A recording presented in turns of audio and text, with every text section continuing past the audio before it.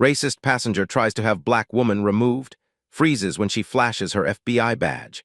The air inside Flight 2187 crackles with tension as Alina Jenkins stands her ground in the narrow aisle, her voice steady despite the hot flush of anger and humiliation burning beneath her skin. The white woman blocking her path, pearls gleaming against a cashmere sweater, hair set in an immaculate bob, jabs a manicured finger toward Alina's reserved seat.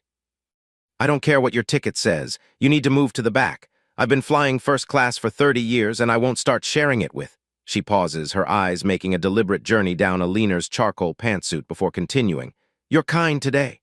A collective gasp ripples through the cabin. Phones rise discreetly to record what's unfolding. The flight attendant hovers uncertainly between them, conflict-averse and clearly overwhelmed. Alina's heartbeat thunders in her ears as 23 years of FBI training wars with the raw, personal fury threatening to overwhelm her professional composure. "Ma'am," Alina says, reaching slowly into her jacket. "I believe there's been a misunderstanding about who exactly you're speaking to." The pearl-adorned woman's smirk freezes, then shatters as Alina's hand emerges holding not just her boarding pass, but the leather wallet that falls open to reveal a gleaming FBI badge. "Special Agent Alina Jenkins, Federal Bureau of Investigation. Now, would you like to rethink your position, or shall we continue this conversation at 30,000 feet with federal air marshals involved?"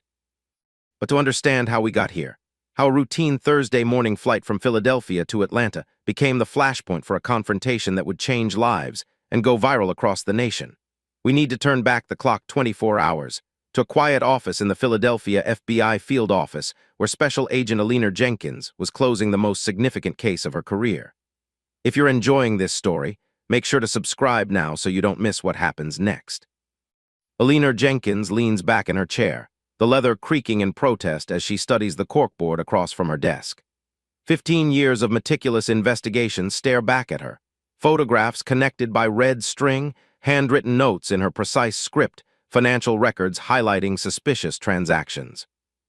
The Donovan pharmaceutical case had consumed nearly half her career at the Bureau, and tomorrow it would all culminate in the arrest of CEO Richard Donovan for fraud, racketeering, and negligent homicide related to the company's role in the opioid crisis. Her phone buzzes against the desk, her sister Marlene's name flashing on the screen. Alina sighs, knowing exactly what this is about. She lets it ring 4 times before answering. I know, she says instead of hello. "I'm catching the 10:15 flight tomorrow morning." "You'd better be." Marlene's voice holds the particular mixture of love and exasperation that only an older sister can perfect.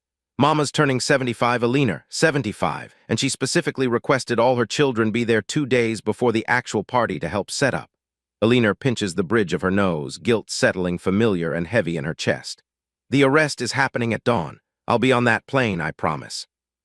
"You've missed the last 3 family gatherings," Marlene continues, undeterred.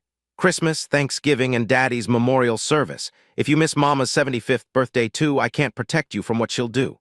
The mention of her father's memorial service, 6 months ago now, sends a fresh wave of regret through Alina. She had been deep undercover on the Donovan case, unable to break her cover without jeopardizing years of work and potentially lives. Her family had never fully understood. How could they? The Bureau had become her second family, the job her identity. At 45, Alina had accepted the trade-offs her career demanded, even as they carved hollow spaces in her personal life. "I will be there," she says firmly. "I've already cleared it with Deputy Director Carson, 5 days of leave starting tomorrow afternoon." "Well, hallelujah," Marlene's voice softens. "Mama's going to be so happy to see you, Ellie. We all are." After they hang up, Alina turns back to the corkboard, to the face of Richard Donovan, silver-haired, square-jawed, with the practiced smile of a man accustomed to getting away with things. Tomorrow would change that. Tomorrow would bring justice to the families destroyed by his company's calculated greed. She doesn't realize it yet, but tomorrow will also set in motion a chain of events that will force her to confront something far more personal than corporate crime. Dawn breaks cold and clear over Philadelphia. Alina stands beside Deputy Director Carson as the tactical team prepares to enter Donovan's penthouse apartment. Her breath forms small clouds in the early morning air, adrenaline keeping her warm despite the chill. This moment, the culmination of thousands of hours of work, should feel triumphant, but Alina feels only a grim satisfaction as she watches the team move into position. "You've done exceptional work on this case, Jenkins," Carson says quietly. "The Bureau won't forget it." Alina nods, her focus on the building ahead. Let's just make sure it sticks. Donovan has friends in high places. The arrest goes smoothly, almost anticlimactically so. Richard Donovan, sleep-rumpled and stunned in silk pajamas, offers no resistance as he's led from his apartment in handcuffs. As he passes Alina, recognition flickers in his eyes. "You," he says, stopping briefly. "You were the consultant for 2 years." Alina meets his gaze steadily. "Special Agent Alina Jenkins, FBI, you've been indicted on 17 counts of fraud, racketeering, and negligent homicide, Mr. Donovan." Something darkens in his expression, not quite anger, something colder. "My lawyers will have me out by lunch, and then we'll see about your career, Agent Jenkins." A chill that has nothing to do with the morning air runs down Alina's spine as the tactical team leads him away. She's heard threats before, they come with the territory, but something in Donovan's tone, the quiet certainty of it, unsettles her. Back at the field office, the atmosphere is celebratory. Agents who have worked aspects of the case over the years stop by her desk to offer congratulations. Alina accepts them with professional modesty, but her mind is already shifting to her next challenge: 5 days with her family in Atlanta. In some ways, facing down criminal masterminds feels less daunting than navigating the complexities of family dynamics, especially with the ghost of her father's funeral still haunting their interactions. She glances at her watch, 8:30 a.m. She has just enough time to go home, change, grab her packed suitcase, and make it to the airport for her 10:15 flight. Her phone rings as she's signing the last of the paperwork. Deputy Director Carson's extension. "Jenkins," she answers. "Alina," Carson's voice is tight. "Donovan's lawyers moved fast. Judge Harriman granted bail 20 minutes ago." Alina closes her eyes briefly. Judge Harriman, known for his conservative rulings and connections to pharmaceutical lobbying groups. They had hoped for Judge Reynolds, who had a history of denying bail in white-collar cases involving public harm. "That's unfortunate," she manages, "but we expected this might happen. The case is solid." "There's more," Carson continues. "Donovan made a statement to the press on the courthouse steps. He named you specifically, claimed you fabricated evidence during your undercover work." Alina's grip tightens on the phone. "That's absurd. Every piece of evidence was collected by the book. We have multiple sources, financial records." "I know that, and you know that," Carson interrupts. "But Donovan just declared war, and he's got the resources to make things messy. I'm assigning you a protection detail, effective immediately." "Sir, with all due respect, I'm flying to Atlanta in less than 2 hours for my mother's birthday. 5 days of approved leave." A beat of silence. "I can't order you to cancel your plans, Jenkins, but I strongly advise postponing until we assess the threat level."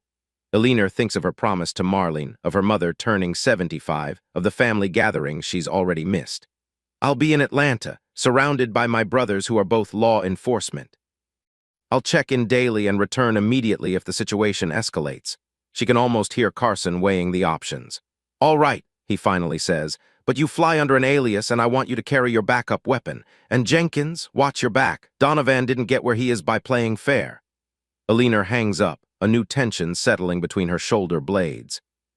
She's made enemies before. It comes with the territory in her line of work. But rarely has someone as powerful as Richard Donovan taken such a public and personal stance against her. For a moment, she considers taking Carson's advice and postponing her trip.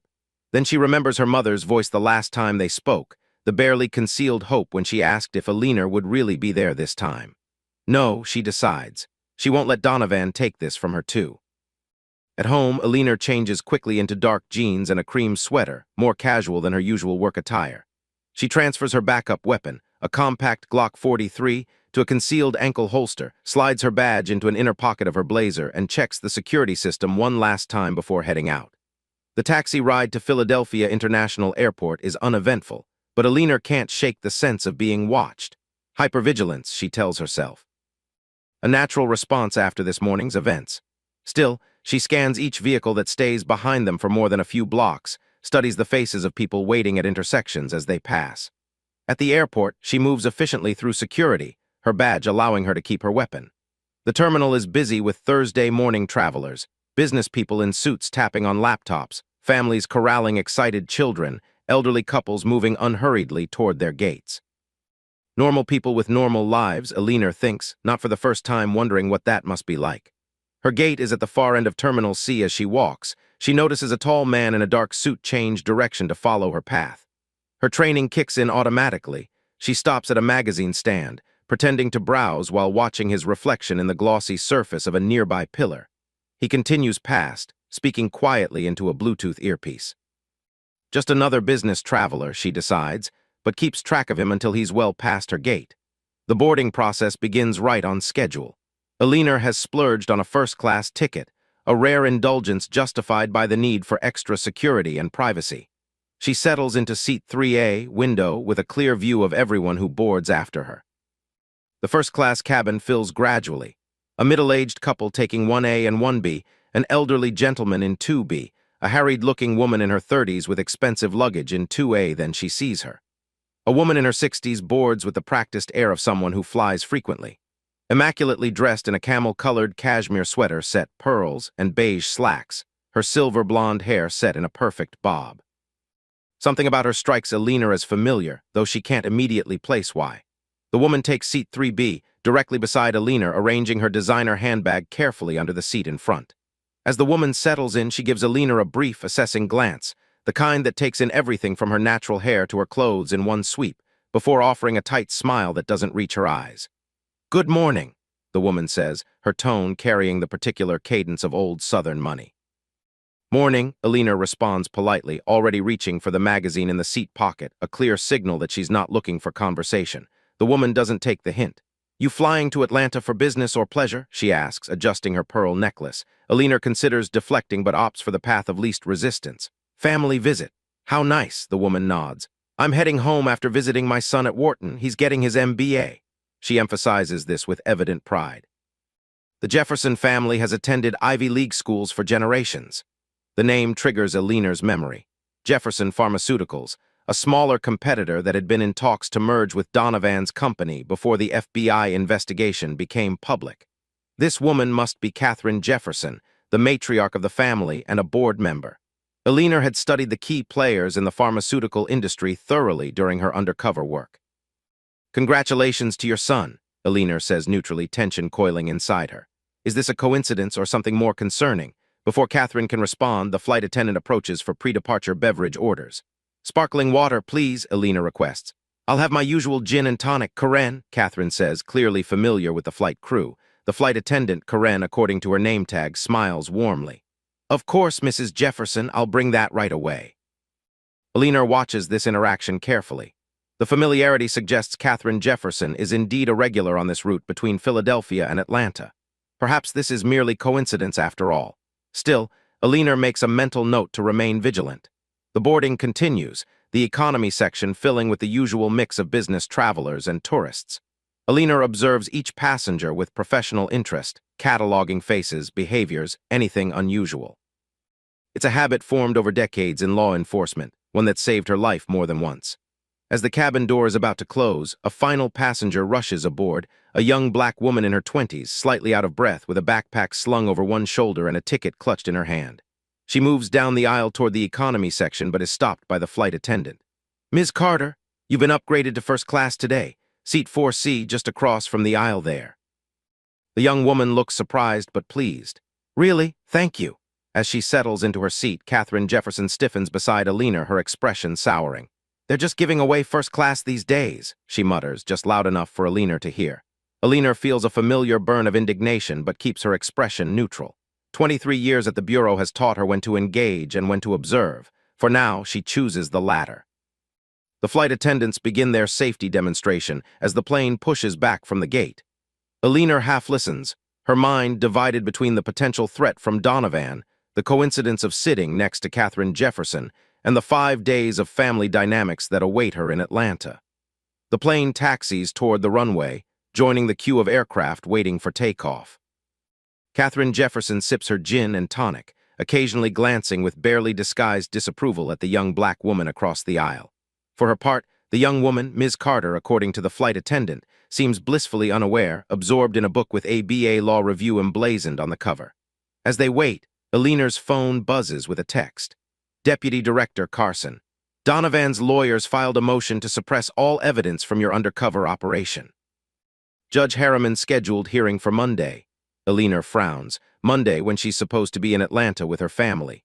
She begins typing a response when the captain's voice comes over the intercom announcing an expected 30-minute delay due to air traffic control. Several passengers groan. Katharine Jefferson sighs dramatically. "Typical. I don't know why I bother with commercial flights anymore. Our private jet is in for maintenance this month." Alina doesn't respond, focused on her text to Carson. Keep me updated. We'll return early if necessary. The plane inches forward in the queue. Alina's thoughts turn to her mother, Audrey Jenkins, former high school principal, community activist, and the strongest woman Alina has ever known. 75 years old and still serving on 3 community boards, still hosting Sunday dinners for anyone who needs a good meal and good company. The thought of her mother's face when she arrives brings the first genuine smile to Alina's lips today. Beside her, Katherine Jefferson has started a phone call, her voice low but carrying. Yes, Richard, I just heard. It's absolutely outrageous what they're doing to you. A pause. No, of course the board stands behind you completely. This witch hunt won't succeed. Alina freezes, her body still but her mind racing. Richard, the board. It could be coincidence. There are many Richards in corporate America, but coupled with everything else, her instincts are screaming that Katherine Jefferson is speaking to Richard Donovan. The merger discussions are on hold naturally until this nonsense is cleared up, Katherine continues. But between Judge Harriman and Senator Wilson, I'm confident you'll weather this storm. Senator Wilson, the senior senator from Pennsylvania and a known ally of the pharmaceutical industry. Alina adds this connection to her mental file. Yes, I'm actually on the plane now, Atlanta for the weekend, then back for the emergency board meeting on Tuesday. Another pause. Don't worry about the FBI agent, what was her name? Jenkins. My contacts are looking into her background as we speak. Everyone has skeletons, Richard. We'll find hers. Ice forms in Alina's veins. This is no coincidence. Katherine Jefferson is not only connected to Donovan, but they're actively looking for ways to discredit her. Alina keeps her gaze fixed out the window, giving no indication she can hear the conversation, while her mind works through the implications and potential responses. The plane finally begins its takeoff roll, forcing Katherine to end her call. As they climb into the sky, Alina weighs her options. She could identify herself, make it clear to Katherine Jefferson that threatening a federal agent is a serious offense. But that might provoke an immediate confrontation, and 30,000 feet in the air isn't the ideal place for that. Additionally, it would tip them off that she's aware of their plans. No, better to remain undercover, gather more information if possible, and alert Carson once they land. The Jeffersons investigating her background is concerning but not immediately dangerous. The Bureau is thorough in protecting agents' personal information, especially those who work undercover. As the plane levels off at cruising altitude, Alina excuses herself to use the restroom, needing a moment to collect her thoughts. In the tiny lavatory, she splashes water on her face and studies her reflection in the mirror. The woman looking back at her appears calm, composed. Only the tightness around her eyes betrays the tension she feels. Focus on the mission, she murmurs to herself, an old mantra from her early days at Quantico. Right now, the mission is getting to Atlanta safely and enjoying her mother's birthday. Donovan and the Jeffersons will still be there when she returns to Philadelphia. When Alina returns to her seat, Katherine Jefferson is engrossed in a conversation with the flight attendant about the wine selection. Alina uses the opportunity to observe the other first-class passengers more carefully. The elderly gentleman in 2B is sleeping peacefully. The couple in row 1 are watching the same movie on separate screens, occasionally sharing comments. The young woman in 4C, Ms. Carter, has set aside her law review and is now typing rapidly on a laptop. Nothing seems out of the ordinary, but Alina's instincts remain on high alert. 23 years in the FBI has taught her that danger often wears the most benign disguises. The flight proceeds normally for the next 30 minutes. The flight attendants serve drinks and take meal orders for the short flight. Alina declines the meal, opting for just another sparkling water. Katherine Jefferson orders the chicken, along with a second gin and tonic. I always say, Katherine remarks to no one in particular, though clearly intended for those around her to hear, that you can tell a lot about an airline by the quality of their first-class service. Standards have been slipping everywhere these days. Her gaze drifts meaningfully toward Ms. Carter across the aisle. The young woman either doesn't notice or chooses to ignore the comment, continuing her work on the laptop. Alina studies Katherine more carefully now. There's something almost performative about her behavior, as if she's playing to an audience that exists primarily in her own mind. The seatbelt sign chimes as the captain announces some turbulence ahead. Alina secures her belt and returns to the magazine she's been pretending to read, while keeping her awareness extended to her surroundings. It happens so quickly that later, Alina will need to reconstruct the sequence of events. The plane hits a pocket of turbulence, jolting sharply. Ms. Carter's laptop slides from her tray table despite her attempt to catch it. It lands with a clatter, partially under Katherine Jefferson's seat. I'm so sorry, Ms. Carter says, unbuckling her seatbelt to retrieve it. Catherine recoils as if the young woman's proximity is itself offensive. Stay in your seat, the seatbelt sign is on. I just need to get my laptop, Ms. Carter explains, already bending to reach for it. Karen, Catherine calls to the flight attendant. This woman is violating safety protocols. The flight attendant approaches quickly. Ma'am, please return to your seat until the captain turns off the seatbelt sign. My laptop, Ms. Carter begins. I'll get it for you as soon as it's safe to move about the cabin, Karen assures her. Ms. Carter returns to her seat, frustration evident on her face but composure maintained. Catherine, however, is just warming up. This is exactly what I was talking about, she says loudly. Standards slipping. In my day, people knew how to behave in first class. Alina can see the young woman's jaw tighten, but she remains silent, dignity intact. The turbulence subsides and the seatbelt sign turns off shortly after. Karen retrieves the laptop and returns it to Ms. Carter with an apologetic smile. Thank you, Ms. Carter says, her voice measured and professional. Catherine isn't finished. You know, she says, leaning toward Alina but projecting her voice, I've been flying this route for 30 years. First class used to mean something. Exclusive. Now they're giving upgrades to just anyone. The emphasis on anyone leaves no doubt about her meaning. Alina feels her professional detachment beginning to fray. Before she can decide whether to respond, Ms. Carter speaks up. Excuse me, she says calmly. I couldn't help overhearing. I'm not just anyone. I'm a third-year law student at Emory, on my way to clerk for the Georgia Supreme Court. And for the record, I paid for my first-class upgrade with points I earned traveling to national moot court competitions. Were I placed first, by the way? Catherine's face flushes. Well, I never. No, Ms. Carter continues, her voice still measured but firm. I don't imagine you have. An uncomfortable silence falls over the first-class cabin. Other passengers are now openly watching the exchange. Alina feels a surge of admiration for the young woman's poise under pressure. Catherine turns to Alina, clearly expecting solidarity. Can you believe the disrespect? Alina meets her gaze steadily. Actually, I think she responded quite professionally to an unprovoked insult. Catherine's eyes widen, clearly not expecting this response from her seatmate. Before she can reply, the plane jolts again, more significant turbulence this time. The seatbelt sign illuminates with a chime. Ladies and gentlemen, the captain's voice comes over the intercom, we're experiencing some unexpected turbulence. Please return to your seats and fasten your seatbelts securely. The momentary distraction diffuses the immediate tension, but Alina can feel Catherine seething beside her. The woman reaches for her call button, and within moments Karen appears. Yes, Mrs. Jefferson? I need to speak with the purser or the air marshal on this flight, Catherine demands. I'm feeling threatened and uncomfortable. Karen's professional smile falters slightly. Mrs. Jefferson, I'm sure there's no need for. There absolutely is, Catherine insists. That woman, she gestures toward Ms. Carter, was aggressive and disrespectful, and this person, now indicating Alina, is encouraging her behavior. Alina watches this performance with a mixture of disbelief and resignation. In her career, she's encountered countless individuals who weaponize their privilege, but the brazenness of Catherine Jefferson is still somehow surprising. Karen, clearly uncomfortable, nods. I'll speak with the purser. Please try to remain calm, Mrs. Jefferson. As the flight attendant moves away, Catherine turns to Alina, her voice low and venomous. I don't know who you think you are, but people like you and that girl need to understand your place. And there it is, the mask slipping completely. Alina feels a cold clarity settle over her. This woman has no idea who she's threatening, and it's time she learned. Mrs. Jefferson, Alina says quietly, I would strongly advise you to reconsider your current course of action. Catherine scoffs. Or what? You'll join your friend in making a scene?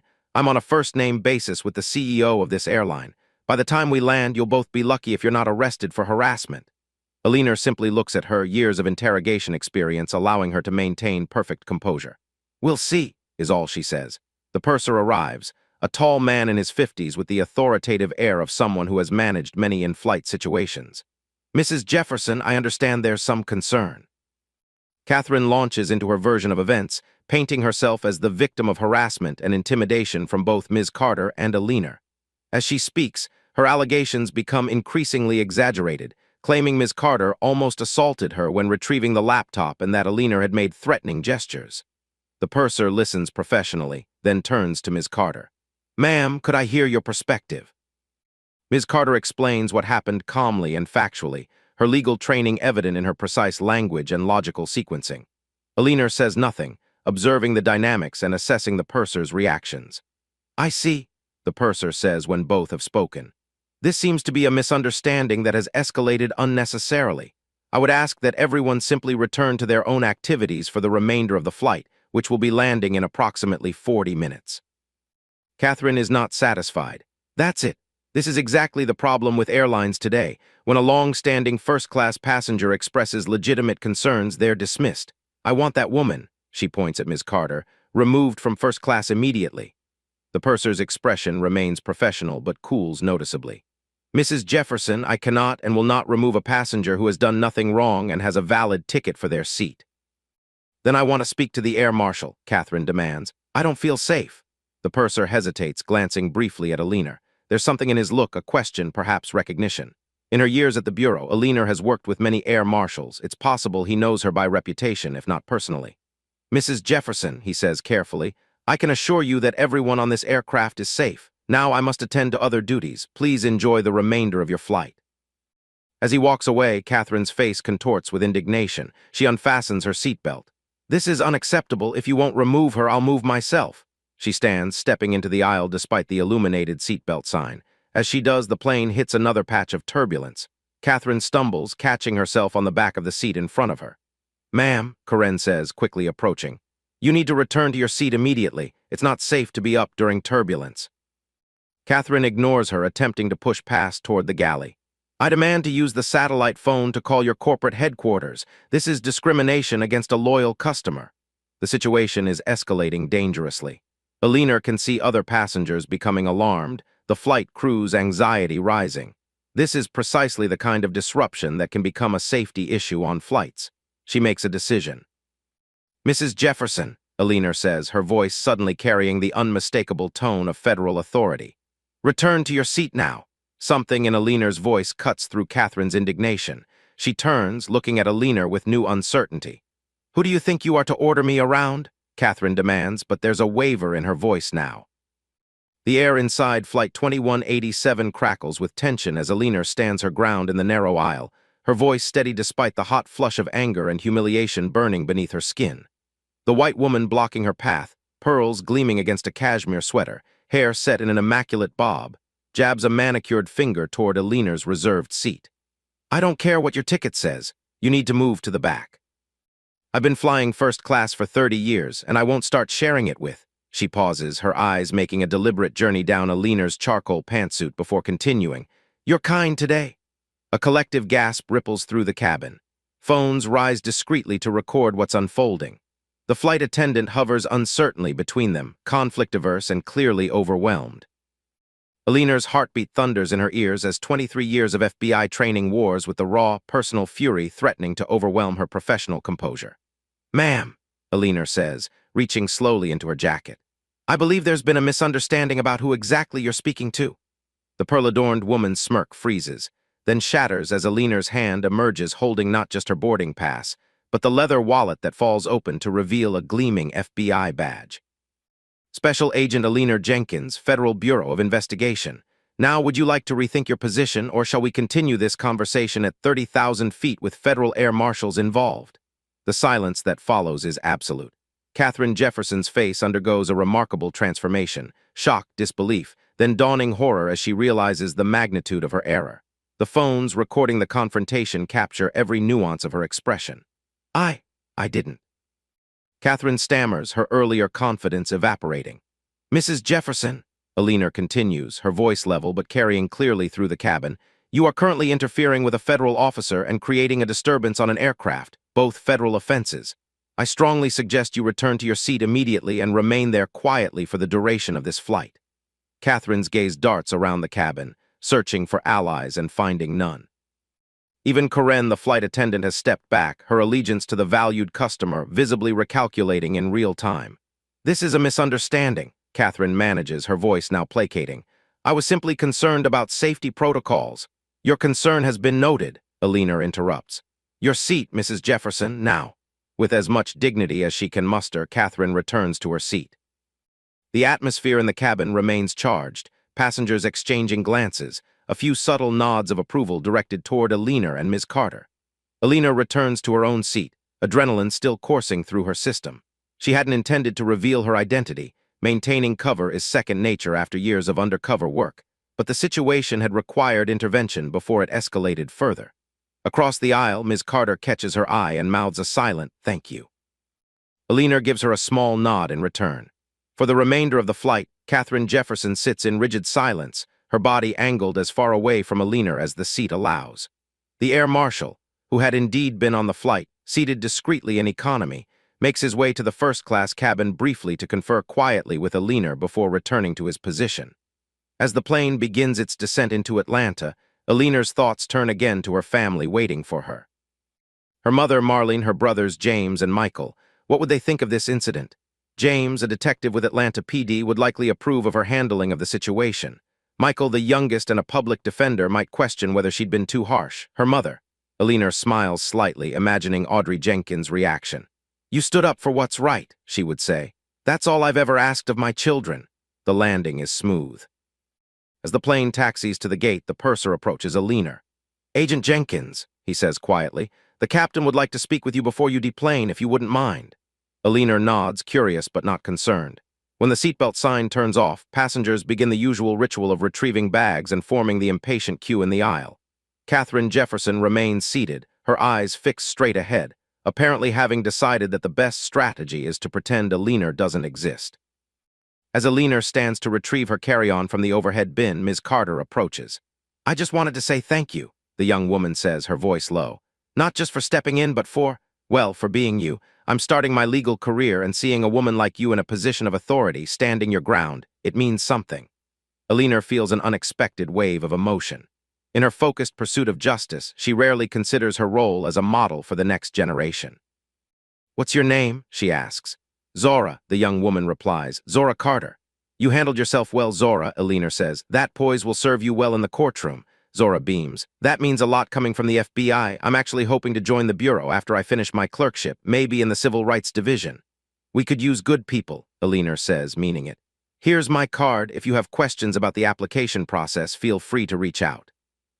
As passengers begin to deplane, Alina makes her way to the cockpit where the captain is waiting. He's a middle-aged man with the confident bearing of someone who's spent decades in command. "Agent Jenkins," he greets her, extending his hand. "Captain Reynolds, I wanted to personally thank you for your assistance with the situation today. My crew informed me of what happened." "Just doing my job, Captain," Alina replies. "Your purser handled things well." Captain Reynolds nods.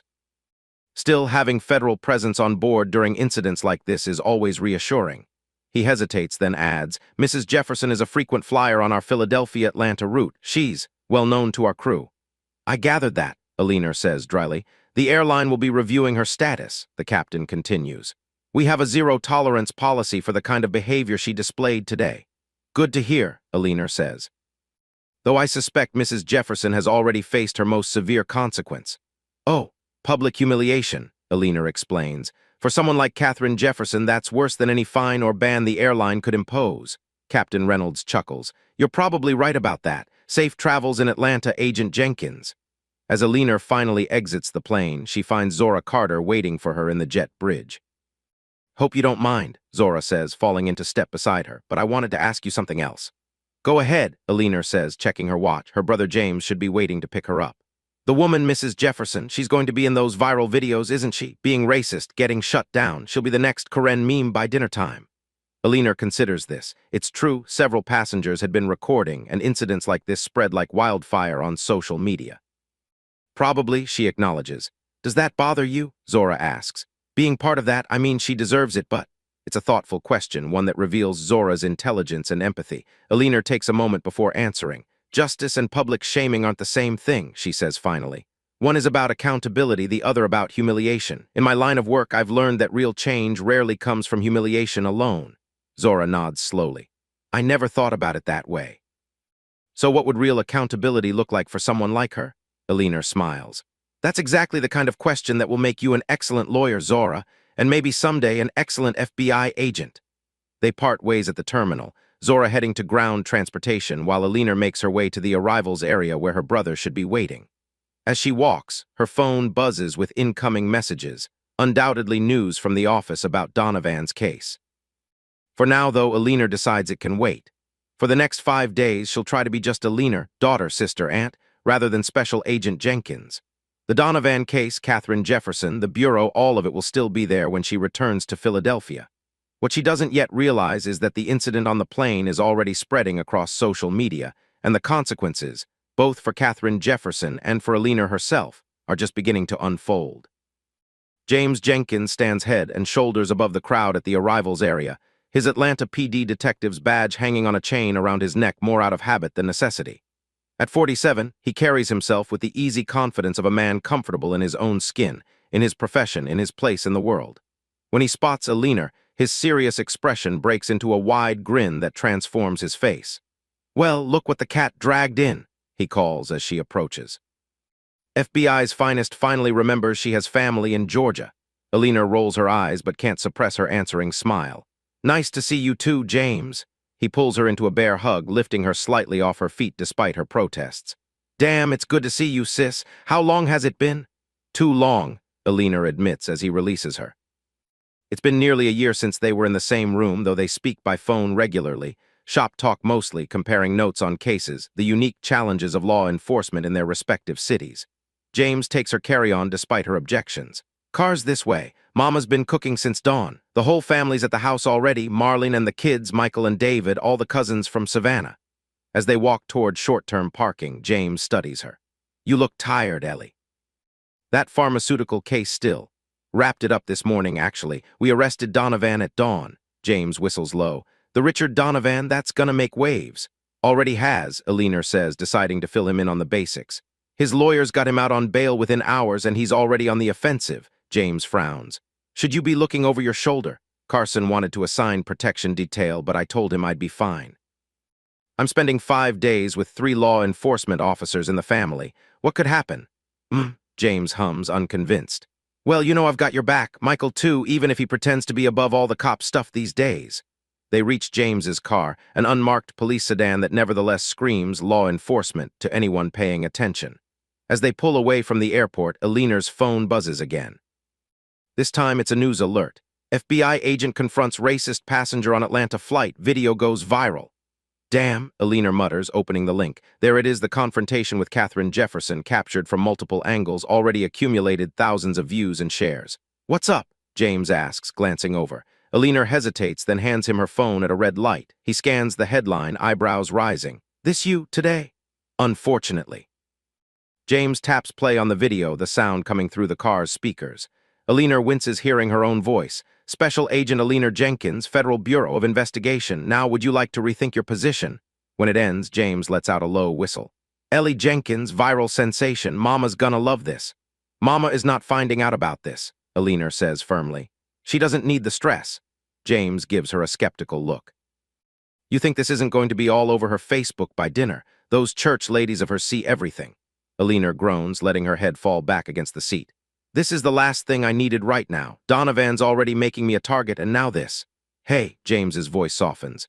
"You did the right thing. That woman was way out of line, and you shut it down professionally. The Bureau should be proud." "Maybe," Alina sighs, "but the Bureau also likes its agents to maintain a low profile. Going viral for confronting a racist passenger connected to our biggest current case is not exactly keeping a low profile." James navigates through Atlanta traffic with the ease of long familiarity.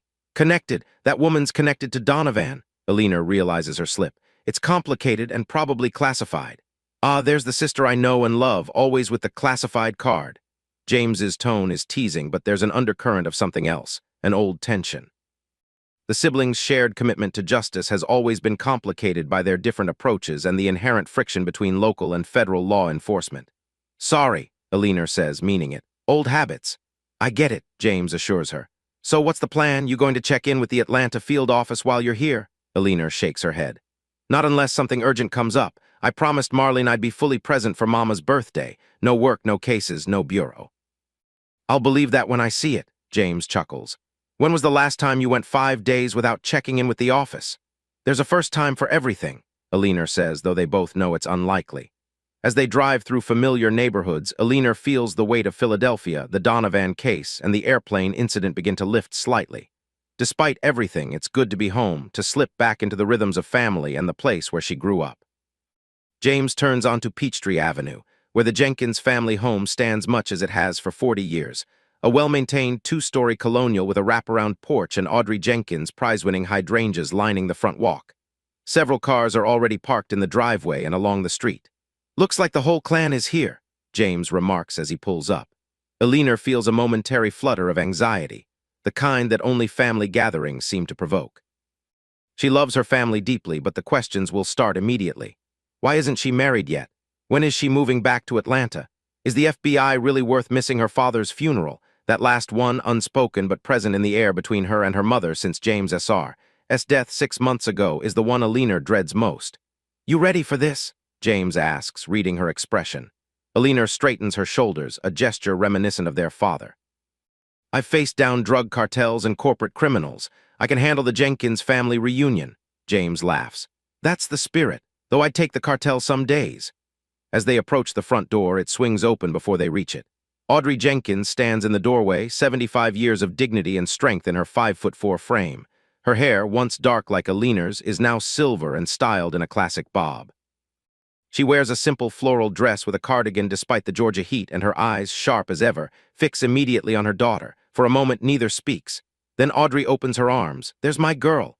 Alina steps into her mother's embrace, the familiar scent of rose water and baking spices enveloping her. Hi, Mama. Let me look at you, Audrey says, holding Alina at arm's length. Her gaze is assessing, missing nothing.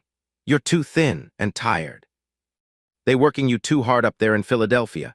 I'm fine, Mama, Alina assures her. Just wrapped up a big case. Audrey hums, unconvinced. Well, you're home now. We'll fix whatever needs fixing.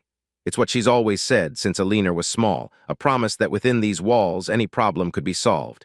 James carries Alina's bag inside, and the full force of the Jenkins family gathering hits her. The house is alive with conversation, laughter, music from the old record player in the corner playing Aretha Franklin, her mother's favorite. Cousins, nieces, nephews, family friends who might as well be blood, all turning to greet her with varying degrees of enthusiasm and curiosity.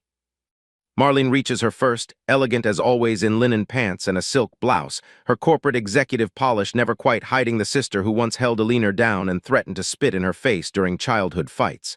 Finally, Marlene says, pulling Alina into a tight hug. I was about to send out a search party. Flight was delayed, Alina explains. Good to see you, Marley. Michael appears next, the youngest of the Jenkins siblings at 42, a public defender whose idealism remains undiminished after 15 years in Atlanta's overburdened justice system. Beside him stands his husband David, a pediatric surgeon whose calm demeanor balances Michael's passionate intensity. The prodigal daughter returns, Michael teases, embracing her. Just in time to steal all of Mama's attention. Ignore him, David says, giving Alina a warm hug of his own. He's been insufferable since winning that case last week. We're all glad you're here, Alina. As Alina makes her way through the crowd of relatives, accepting hugs, deflecting personal questions with practiced ease, she feels the familiar emotional contradiction of family gatherings, the comfort of belonging and the pressure of expectations, the joy of connection and the pain of old wounds not quite healed. Audrey has prepared a feast: fried chicken, collard greens, mac and cheese, cornbread, and all the traditional sides that have graced the Jenkins table for generations. The dining room table has been extended to its full length, with additional card tables set up in the living room for the younger generation. As everyone finds their places, Audrey calls for quiet. Before we eat, I want to say how blessed I am to have my family gathered here. 75 years God has given me on this earth, and no gift has been greater than you all. Her gaze finds Alina. Especially when some of you have traveled so far to be here. There's a subtle emphasis in her words, acknowledgement and perhaps a gentle reproach. Alina meets her mother's eyes, an unspoken communication passing between them. I'm here now, Alina's look says. Yes, you are, her mother's gaze replies. For now. James S.R. would be so proud to see us all together, Audrey continues, her voice steady despite the mention of her late husband. He always said family was the only wealth that mattered. She raises her glass of sweet tea. To family. To family, everyone echoes. As the meal begins, conversation flows around Alina, updates on jobs and children, local gossip, reminiscences about past gatherings. She participates when addressed directly but finds herself slightly removed, observing her family as if from a distance. It's a habit formed over years of undercover work, watching, analyzing, maintaining a degree of detachment even in the most intimate settings. Marlene notices, of course. Of all her siblings, Marlene has always been the most attuned to Alina's moods. You're a million miles away, she murmurs as she passes the cornbread. Still thinking about that case. Just tired, Alina deflects. It's been a long day. Marlene hums, clearly unconvinced. Well, when you're ready to actually be present with your family, let me know. Before Alina can respond, her nephew Marcus, Marlene's 16-year-old son, looks up from his phone with wide eyes. Aunt Ellie, is this you? He turns his screen toward her, showing the now viral video from the plane. This is blowing up on TikTok right now. The table falls silent as all eyes turn to Alina. She suppresses a groan, shooting James a look that clearly says, I told you so. Let me see that, Audrey says, reaching for Marcus's phone. She watches the video intently, her expression unreadable. When it finishes, she hands the phone back to her grandson and turns to Alina. Seems you've had quite the journey today, she says mildly. It was nothing, Mama, Alina attempts. Just a misunderstanding on the flight. Nothing, Audrey raises an eyebrow. That woman was disrespecting you because of your race and you stood your ground. That's not nothing, Alina. There's a note of pride in her mother's voice that catches Alina off guard. She'd expected disapproval of the public confrontation, the potential embarrassment to the family. The Jenkins women have never tolerated disrespect, Audrey continues. Not in my mother's day, not in mine, and clearly not in yours. She nods approvingly. Though I hope you don't mind me saying, you could have put her in her place without flashing that badge. We were standing up to women like that long before any of us had federal credentials. A ripple of laughter and agreement moves around the table. Alina feels something tight in her chest begin to loosen. The constant tension between her professional identity and her place in this family, between the woman she's become and the girl who grew up in this house. I'll remember that next time, Mama, she says with a small smile. See that you do, Audrey replies, but her eyes are warm. Now who wants sweet potato pie? As the meal continues, Alina's phone buzzes in her pocket. She discreetly checks it under the table, a text from Deputy Director Carson. Saw the video, call me ASAP. Alina slips the phone back into her pocket. Carson can wait. For now, she's just Alina Jenkins, daughter of Audrey and James S.R., sister to Marlene, James, and Michael, aunt to a growing brood of nieces and nephews. Special Agent Jenkins will return to duty soon enough. What she doesn't yet realize is how quickly her two worlds are about to collide, and how the consequences of today's confrontation with Katherine Jefferson will reach far beyond a viral video and some uncomfortable moments at the family dinner table. After dinner, as the family disperses throughout the house and yard, Alina finds a quiet moment to step onto the back porch. The evening air is heavy with humidity, fireflies beginning to emerge in the gathering dusk. She dials Carson's number, preparing herself for whatever fallout has begun from the airplane incident. Jenkins, Carson answers immediately. Hell of a way to start your vacation. Sir, I can explain. No need, he interrupts. I've seen the video, multiple videos actually. Who handled it professionally? Alina blinks, surprised by his reaction. You're not concerned about the attention. Oh, I'm concerned, Carson says, his tone dry, but not about your conduct. The Bureau's social media team is actually pleased. Public showing of an FBI agent standing against discrimination plays well, makes us look good for a change. That wasn't my intention, Alina says carefully. I know that, Carson replies, which is precisely why it works, authenticity and all that. He pauses. There is a complication, though. Katherine Jefferson, Alina guesses. Exactly, her connection to Donovan is problematic given the timing. His lawyers are already spinning this as evidence of a personal vendetta against pharmaceutical executives on your part. Alina pinches the bridge of her nose. That's absurd. I had no idea she would be on that flight. You and I know that, Carson says, but optics matter, especially with a case this high profile. What do you need from me? Carson sighs. For now, enjoy your family time, but be prepared, we may need you back sooner than planned if Donovan's lawyers push for an expedited hearing. And Jenkins, watch your back. The woman you confronted, she's not just a board member at Jefferson Pharmaceuticals. Her husband is Senator William Jefferson. The name registers immediately. Senator Jefferson, one of the most powerful members of the Senate Judiciary Committee with oversight of the FBI's budget. Understood, sir. Keep your phone on, Carson says before hanging up.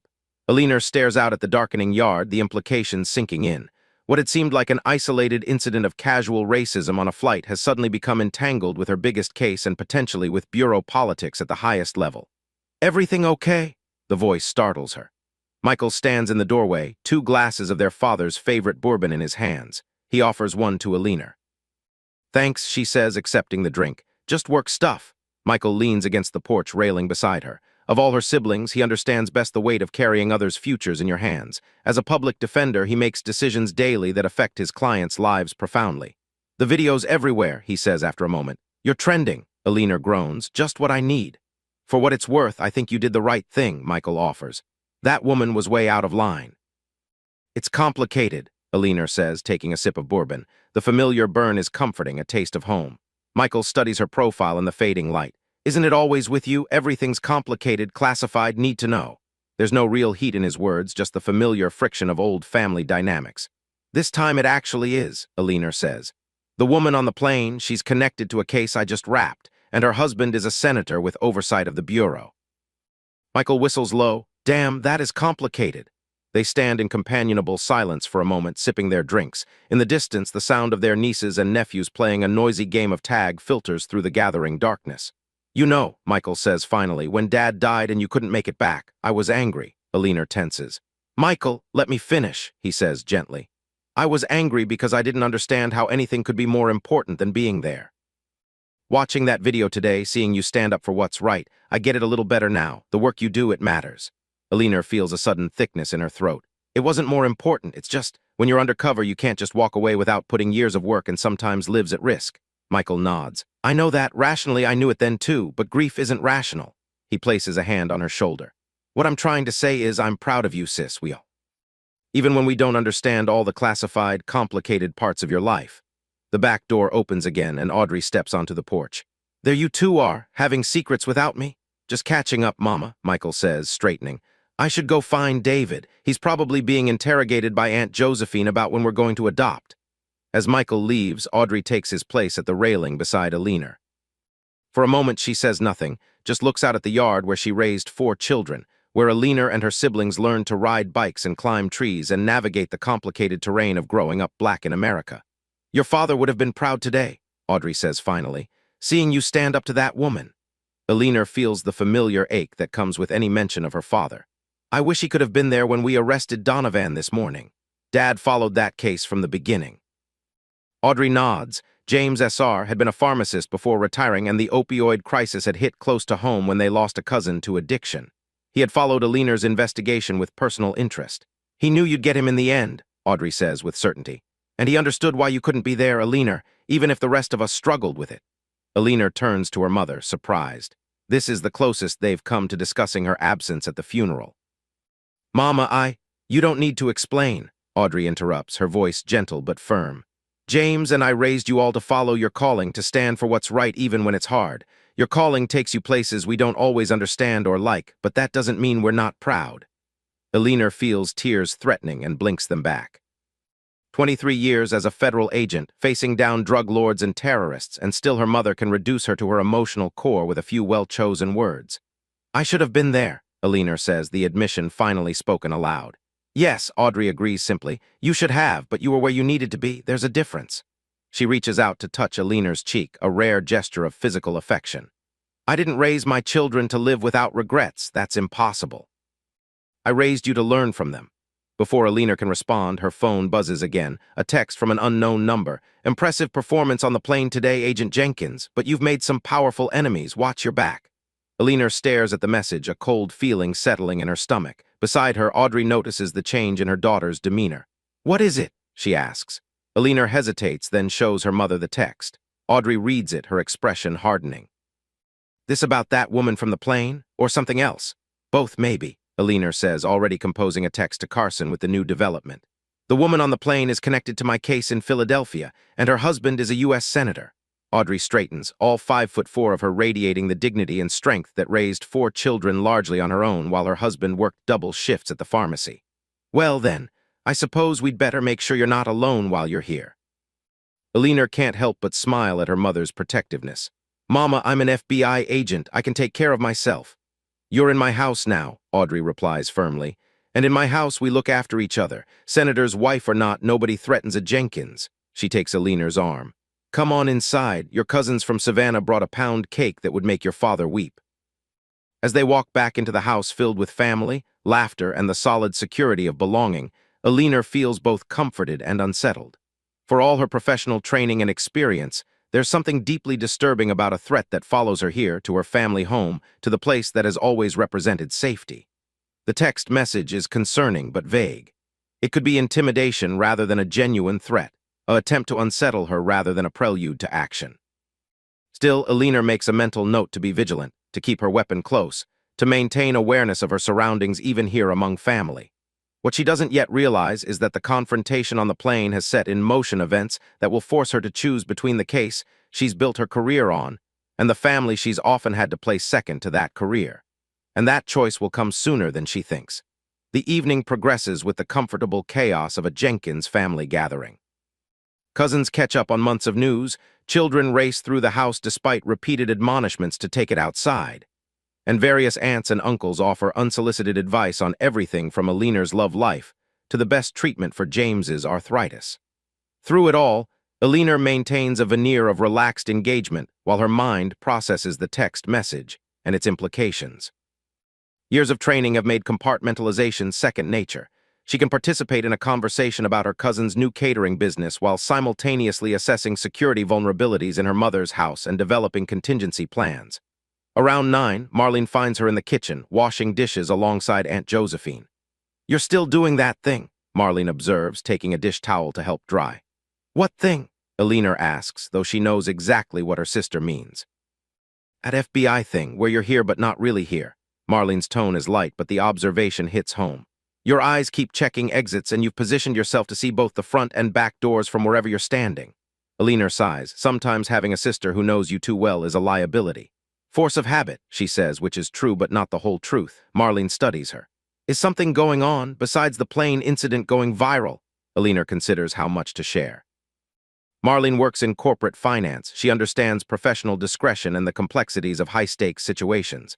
"I received a concerning text," she admits. "Probably nothing, but you're being cautious," Marlene finishes. "Should we be worried?" "No," Aliner says firmly. "It's most likely just intimidation. The Bureau knows where I am, and I'm literally surrounded by family, including 2 law enforcement officers." Marlene doesn't look entirely convinced, but she nods. "Okay. But promise you'll say something if that changes." "I promise," Aliner agrees, handing her sister another rinsed plate. By 11, the gathering begins to disperse. Cousins with young children leave first, followed by the older relatives who no longer drive after dark. The core family remains: Aliner, Marlene, James, and Michael, along with Marlene's teenagers and Michael's husband, David.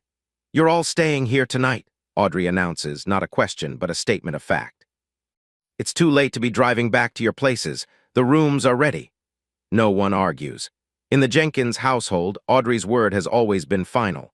The siblings exchange amused glances, slipping easily back into childhood patterns despite their professional accomplishments and adult lives.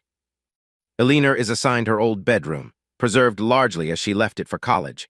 Debate trophies still lining the shelves, a poster of Toni Morrison on one wall, her high school track medals hanging from a bulletin board now yellowed with age.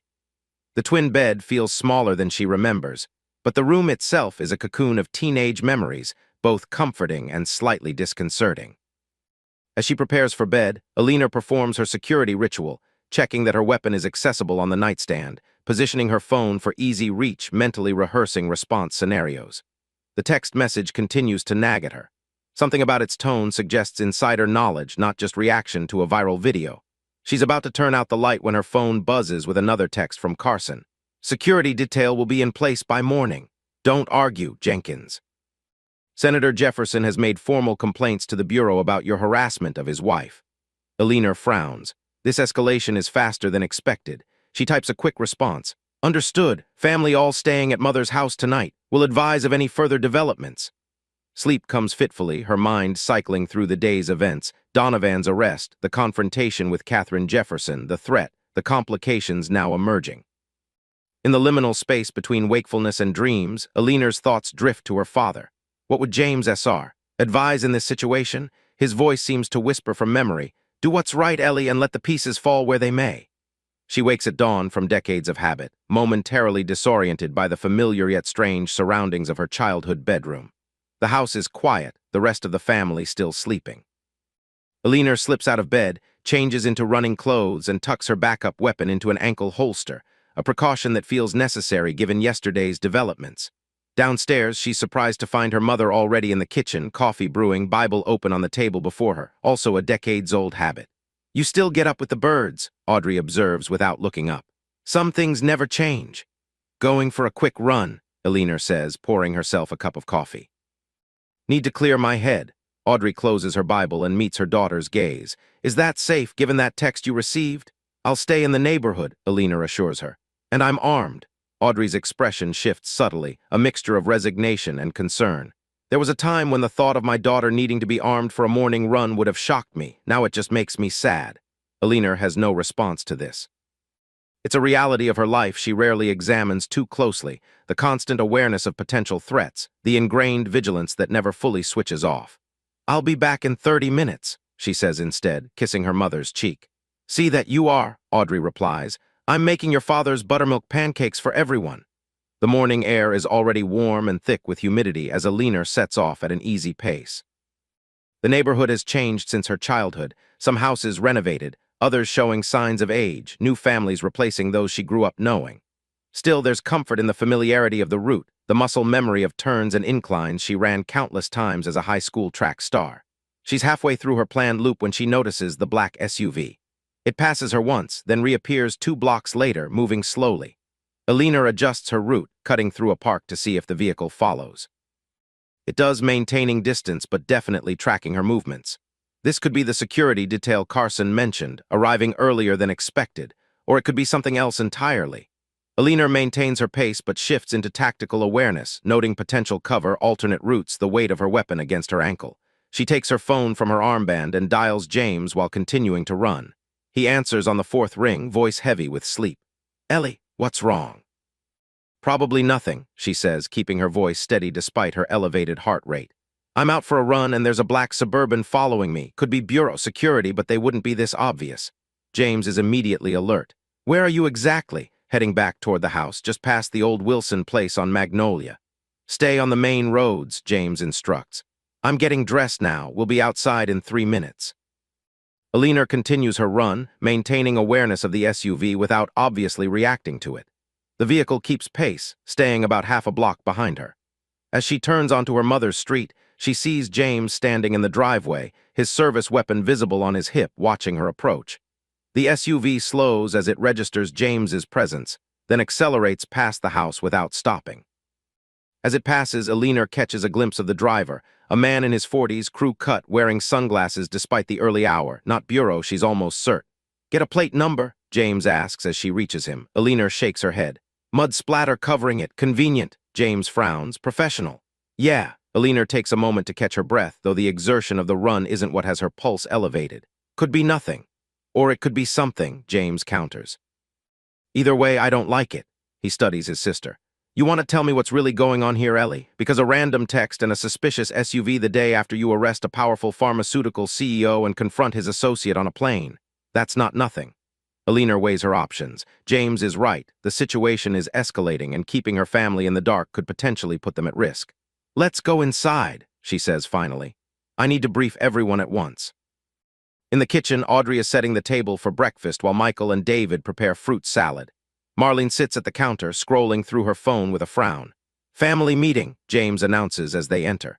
"Now." Something in his tone brings everyone to attention. Even Marlene's teenagers, Marcus and Zoe, sense the shift in atmosphere as they wander in from the living room. "What's happened?" Audrey asks, looking between James and Alina. Alina takes a breath. "I need to bring everyone up to speed on a situation that may affect us all for the next few days." She explains concisely: the Donovan arrest, Katharine Jefferson's connection to both Donovan Pharmaceuticals and Senator William Jefferson, the threatening text, and now the suspicious vehicle.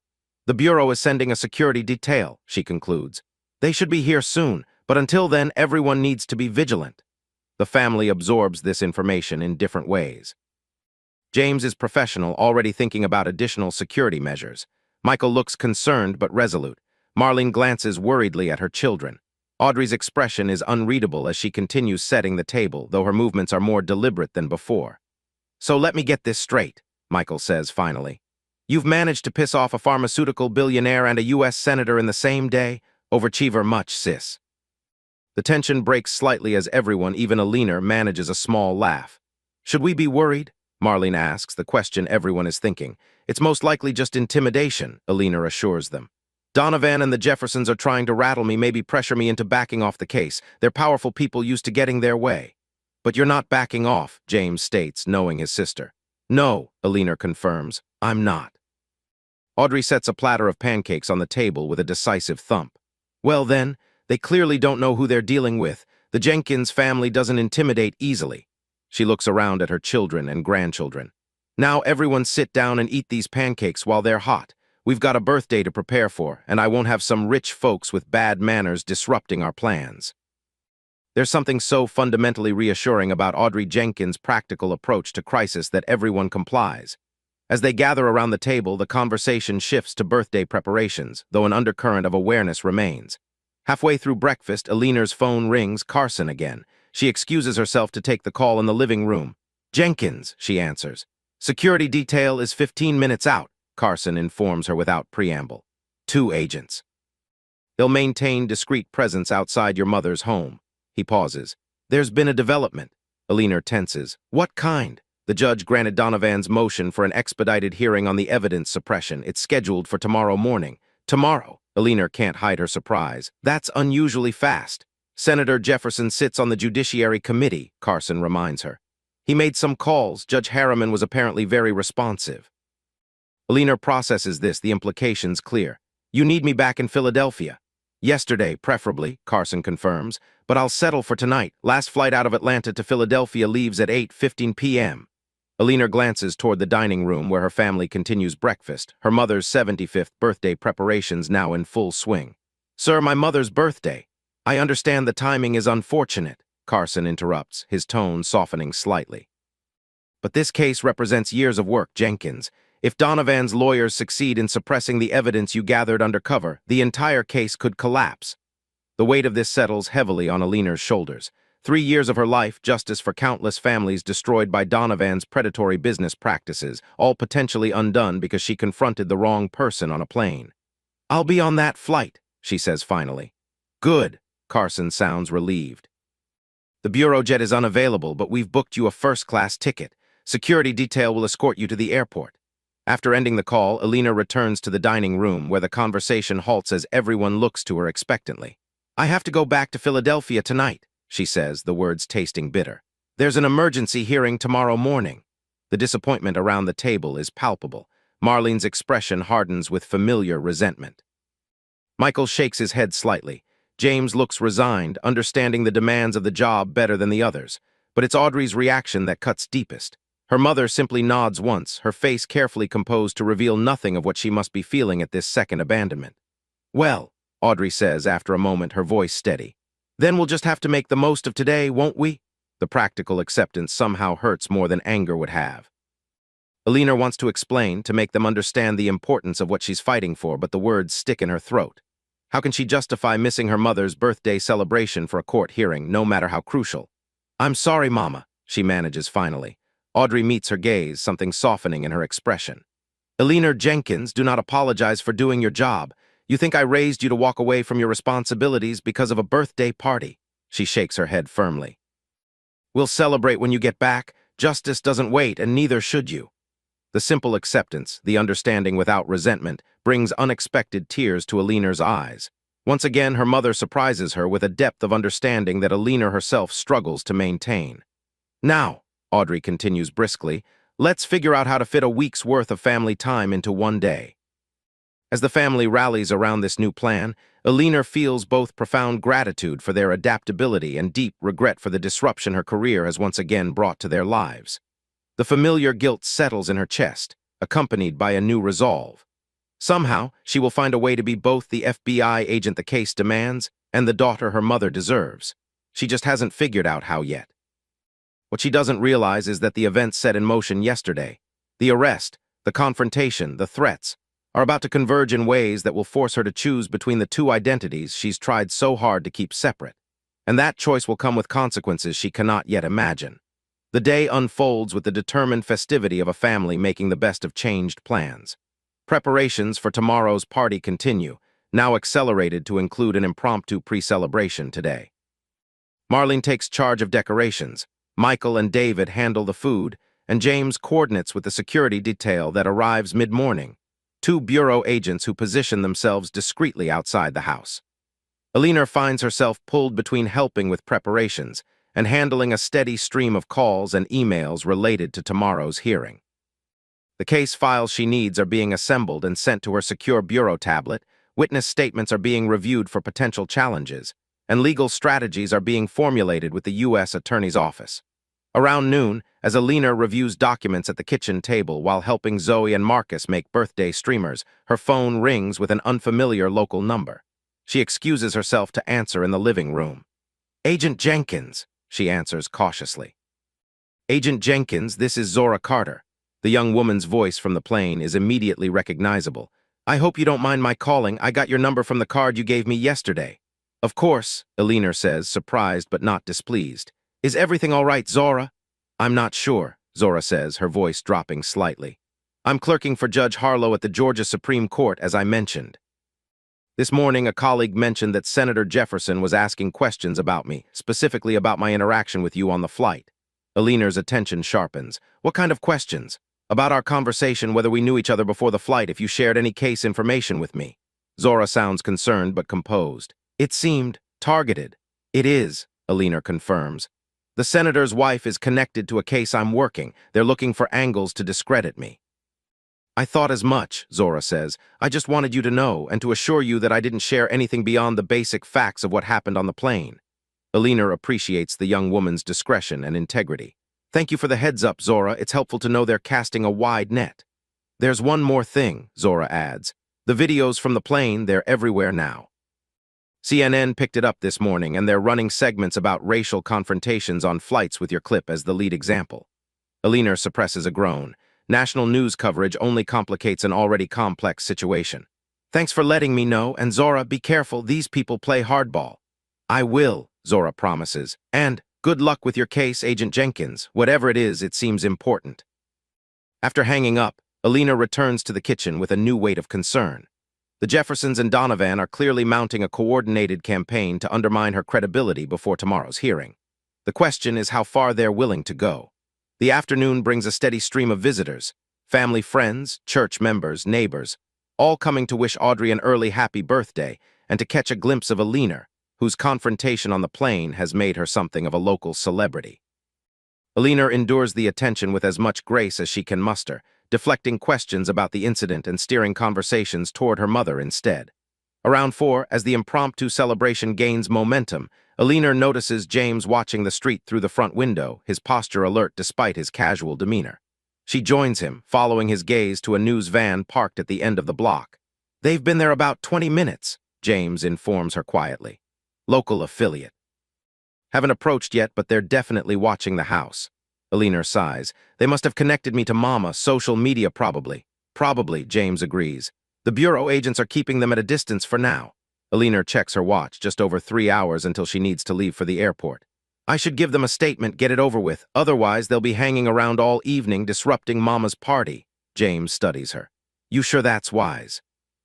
"Whatever you say will be scrutinized by Donovan's lawyers before tomorrow's hearing."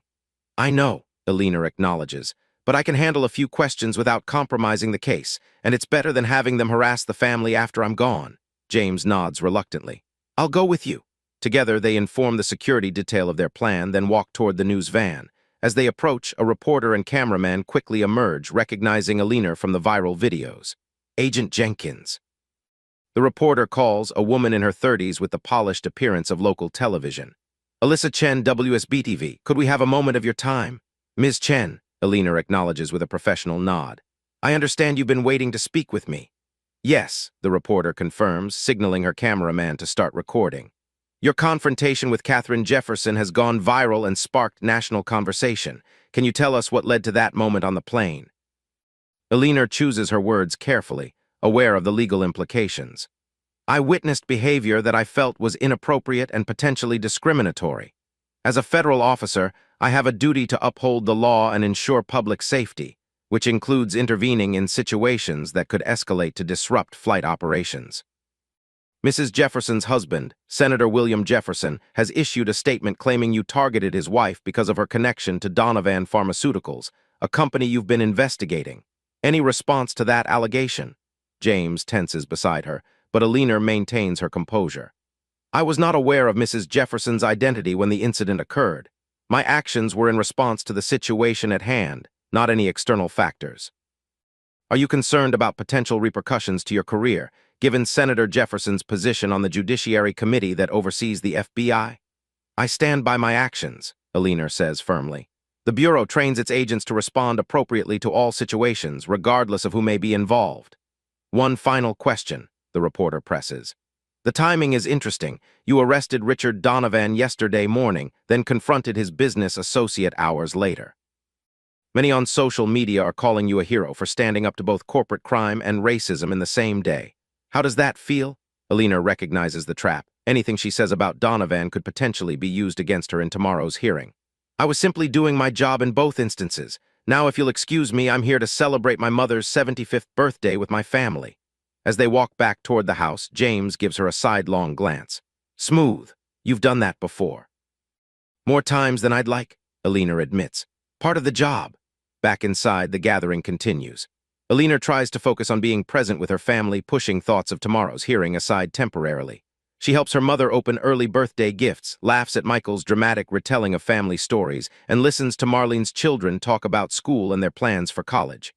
These moments, ordinary, precious, fleeting, remind Alina of what her career has often cost her. Yet watching her mother move through the room, greeting friends with the quiet dignity that has defined her life, Alina also sees where her own sense of purpose originated.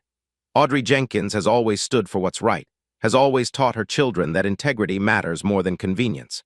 At 6:30, the security detail informs Alina that it's time to prepare for departure to the airport. The gathering begins to disperse, friends and extended family saying their goodbyes. Soon only the immediate family remains. Well, Alina says, standing in the living room with her packed bag, I guess this is it. For now, Audrey corrects her. You'll be back soon to celebrate properly. The promise hangs in the air, one Alina isn't certain she can keep given the unpredictable nature of the case, but she nods anyway. As soon as possible, Mama. Goodbyes are quick but emotional, hugs from her siblings, promises to stay in touch, admonitions to be careful. Finally, only Audrey remains, walking Alina to the front door where the Bureau agents wait to escort her to the airport.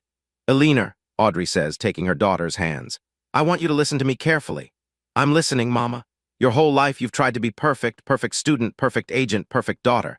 You've carried the weight of other people's expectations until it's bent your shoulders.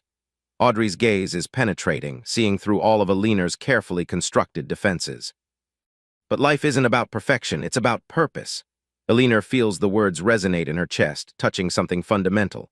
I'm trying to do what's right, she says softly. I know you are, Audrey squeezes her hands. But remember this, doing what's right isn't always about following the rules. Sometimes it's about following your heart. She reaches up to touch Alina's cheek. Your father knew that. It's why he broke protocol sometimes at the pharmacy, giving people medicine they needed when they couldn't afford it. The rules said no, but his heart said yes. Alina blinks back unexpected tears. I miss him, she admits, the simple truth she rarely allows herself to express. He's still with us, Audrey assures her. In you especially, that stubborn streak, that sense of justice, pure James Jenkins. She pulls Alina into a final embrace. Now go do what you need to do. We'll be here when you're done. The drive to the airport is quiet, Alina lost in thought as the Bureau agents maintain professional silence. Her mother's words echo in her mind, challenging the compartmentalization she's relied on for so long. Rules versus heart, justice versus compassion, the agent versus the daughter. At the airport, the agents escort her through security to her gate, maintaining vigilance until she boards. As Alina settles into her first-class seat, she can't help but think of yesterday's flight, of Katherine Jefferson and the confrontation that has now complicated both her professional and personal life. The flight attendant offers her a pre-takeoff beverage. Sparkling water, please, Alina requests, then adds with a small smile, it's been quite a day. The attendant gives her a curious look. You look familiar. Have we flown together before? Not exactly, Alina says, unwilling to explain further. As the plane begins its taxi toward the runway, Alina's phone buzzes with a final text from her mother. Remember who you are and whose you are. Love always, Mama. Alina stares at the message, feeling the weight of all it contains. Love, expectations, family legacy, personal identity. As the plane lifts into the evening sky, she wonders which version of herself will land in Philadelphia. Special Agent Jenkins, driven by rules and duty, or Alina, guided by heart and family. What she doesn't yet know is that events are already in motion that will force her to be both, simultaneously, in the most challenging test of her career and her character. The flight to Philadelphia gives Alina precious time to prepare for tomorrow's hearing. With her bureau tablet connected to the plane's secure Wi-Fi, she reviews the case files, witness statements, and evidence that Donovan's lawyers are attempting to suppress. The material is extensive. 3 years of undercover work distilled into hundreds of documents, financial records, and recorded conversations that form the backbone of the government's case. As Special Agent Jenkins, Aliner is meticulous, thorough, professional, noting potential vulnerabilities in the evidence, anticipating defense strategies, formulating responses. But beneath this analytical process, Aliner the daughter keeps surfacing, distracted by thoughts of her mother's birthday celebration continuing without her, by the weight of yet another family obligation sacrificed to the demands of the job. The plane lands in Philadelphia shortly after 10 p.m., the city lights glittering against the night sky as they descend. Another bureau security detail meets her at the gate, 2 agents she recognizes from the field office, nodding respectfully as they escort her to a waiting SUV. Deputy Director Carson is waiting at the office, one informs her as they navigate through evening traffic. Full team briefing on the hearing preparations. Aliner checks her watch, nearly 11 p.m. The dedication of the team doesn't surprise her. The Donovan case represents years of work by dozens of agents and analysts. If tomorrow's hearing goes poorly, all of it could be jeopardized. The Philadelphia field office is still active despite the late hour, a skeleton crew handling ongoing operations, while a concentrated group works in the conference room dedicated to the Donovan case. As Aliner enters, heads turn in her direction, some curious, others concerned, all aware of the viral video and its potential impact on their case. Carson rises from his seat at the head of the table. "Jenkins, good to have you back." "Sir," Aliner acknowledges, taking the empty seat to his right. Around the table sit the core team, Agent Rodriguez, who handled financial tracking, Agent Patel, who coordinated surveillance, 2 attorneys from the U.S. Attorney's Office, and several analysts who have been instrumental in building the case. "Brought you some souvenirs from your trip," Carson says dryly, sliding a folder toward her. Inside are printouts of news articles, social media posts, and analysis of the plane incident, all compiled by the Bureau's media response team. Become quite the sensation. Aliner scans the material quickly. The story has indeed gone national, with opinion pieces ranging from praise for her standing against discrimination to questions about her judgment and potential abuse of federal authority. Senator Jefferson has made several statements, each more pointed than the last, culminating in a formal complaint to the Bureau about intimidation tactics used against his wife. "Quite the hornet's nest," Aliner observes, closing the folder. "The timing couldn't be worse," Carson admits. "Judge Harriman has made no secret of his conservative views and his friendliness toward the pharmaceutical industry. Now, with the Jefferson connection adding political pressure," he shakes his head. "We need to be prepared for every contingency." For the next 2 hours, the team walks through potential scenarios for tomorrow's hearing.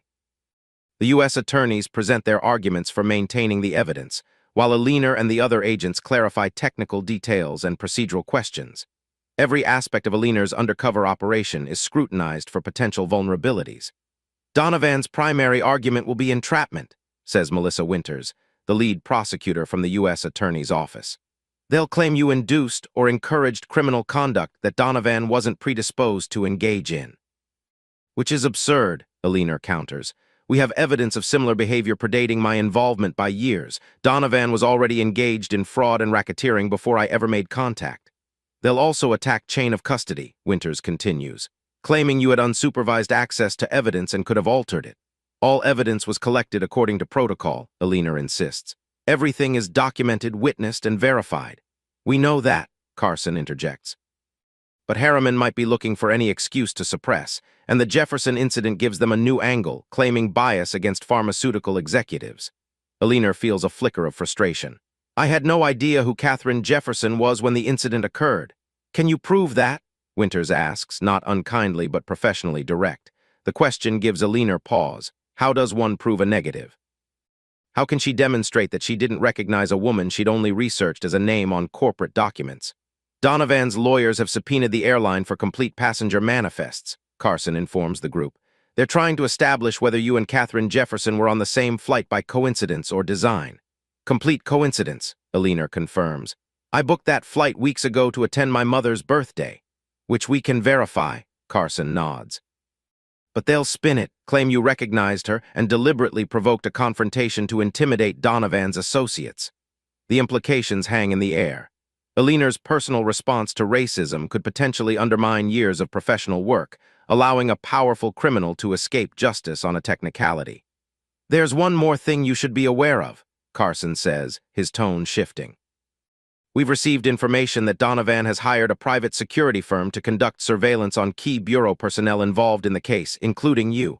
Alina thinks of the black SUV that followed her in Atlanta. I may have encountered them this morning. Carson's expression darkens. Details. She explains the incident during her run, the vehicle following her, the obscured license plate. That crosses a line, Carson says grimly. Surveillance is one thing, but this borders on intimidation of a federal officer. We'll add it to our ongoing counterintelligence investigation.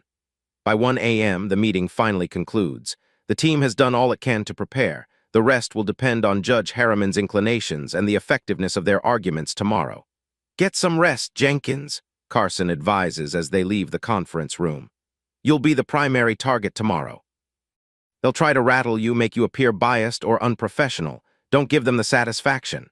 Understood, sir, Alina assures him, though fatigue is beginning to blur the edges of her focus. Outside, the Bureau security detail waits to escort her home. As they drive through the quiet streets of Philadelphia, Alina gazes out at the city she's called home for over a decade. It's never felt quite like Atlanta, never felt like home in the bone-deep way her mother's house does. But it's where she's built her career, her professional identity, her adult life. Her apartment in Society Hill is exactly as she left it yesterday morning, neat, minimalist, functional. It strikes her suddenly how impersonal it feels compared to her mother's house with its photographs, mementos, and accumulated history. Here there are few personal touches, some framed landscapes on the walls, books on the shelves, but nothing that couldn't be packed in an hour if reassignment came. The security detail checks the apartment thoroughly before leaving her with instructions to call immediately if anything seems amiss. Alina double-locks the door behind them, then performs her own security sweep from habit, checking windows, verifying the alarm system, ensuring her service weapon is accessible. Only then does she allow herself to exhale fully, the day's tensions beginning to release as she moves through her evening routine. A quick shower, comfortable clothes, a glass of water. She checks her phone, several texts from her family wishing her luck tomorrow, and one from her mother that simply reads, "Remember what matters." Alina sits on the edge of her bed, suddenly overwhelmed by the competing pressures. The case, the hearing, her family, the public scrutiny, the threats. In the quiet of her apartment, without the necessity of maintaining her professional facade, she allows herself a moment of doubt. What if she loses tomorrow? What if 3 years of work unravels because of one moment on a plane? What if Donovan walks free, continuing to profit from the suffering his company has caused? She thinks of her father, of how proud he was when she joined the Bureau, of how he followed her cases from a distance, respecting the confidentiality her position required. He would have understood her missing his funeral for an undercover operation. The logical part of her knows this. But the daughter in her still carries the guilt of that absence, the regret of priorities that sometimes seem misaligned with what matters most. What matters? She murmurs, echoing her mother's text. The question follows her into restless sleep, where dreams of courtrooms blend with her mother's birthday celebration, and Katharine Jefferson's face morphs into Richard Donovan's, both wearing expressions of smug certainty that they will prevail. Alina wakes before her alarm, the gray light of early morning filtering through her blinds. The hearing is scheduled for 9 a.m., giving her just enough time to prepare and arrive early to coordinate final details with the U.S. Attorney's team. She dresses with particular care, a charcoal suit, crisp white blouse, minimal jewelry. Professional, authoritative, understated. Her appearance today will be scrutinized both in the courtroom and potentially in the media. She needs to project calm competence rather than the emotional Agent Donovan's team will try to portray her as. The security detail arrives precisely at 7 a.m. to escort her to the federal courthouse. Downtown Philadelphia is coming to life. Commuters hurrying to offices, vendors setting up street carts, the everyday rhythm of the city continuing despite the drama about to unfold in Judge Harriman's courtroom. At the courthouse, Alina is met by Melissa Winters and her team from the U.S. Attorney's Office. They sequester themselves in a small conference room for final preparations, reviewing key points and potential challenges one last time.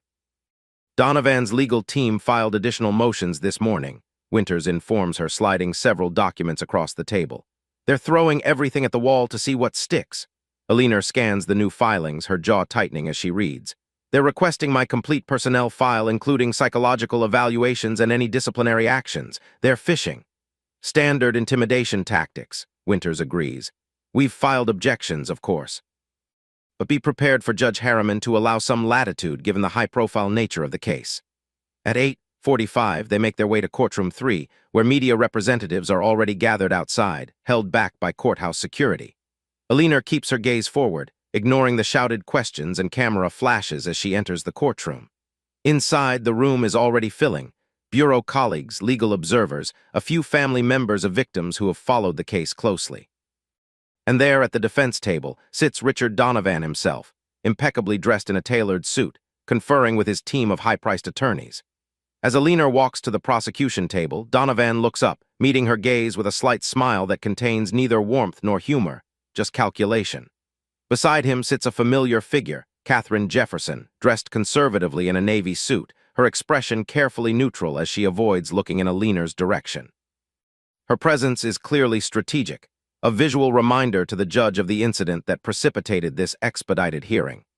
Judge Martin Harriman enters at precisely 9 a.m., a tall man in his 60s with a reputation for running an efficient courtroom and favoring strict interpretations of procedural rules. As everyone rises, Alina notices Senator William Jefferson seated in the gallery directly behind his wife. Another power play, his presence a reminder of the political implications hovering over these proceedings. "Be seated," Judge Harriman instructs, arranging his papers before addressing the court.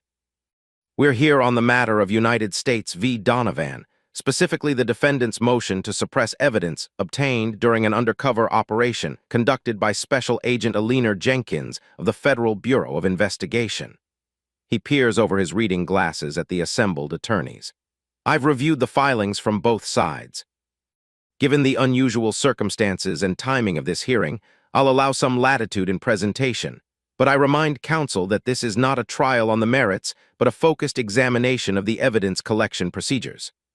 Donovan's lead attorney rises, Margaret Chen, a former federal prosecutor known for her aggressive defense of white-collar clients. "Thank you, Your Honor."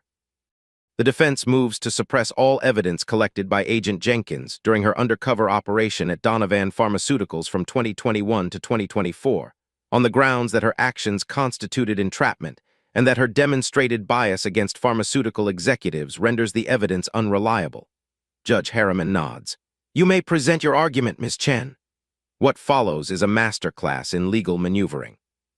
Chen methodically presents a narrative of Alina as an agent with a personal vendetta against the pharmaceutical industry, pointing to her family history, her cousin's death from opioid addiction, her allegedly aggressive tactics during the undercover operation, and most pointedly, her recent confrontation with Katharine Jefferson.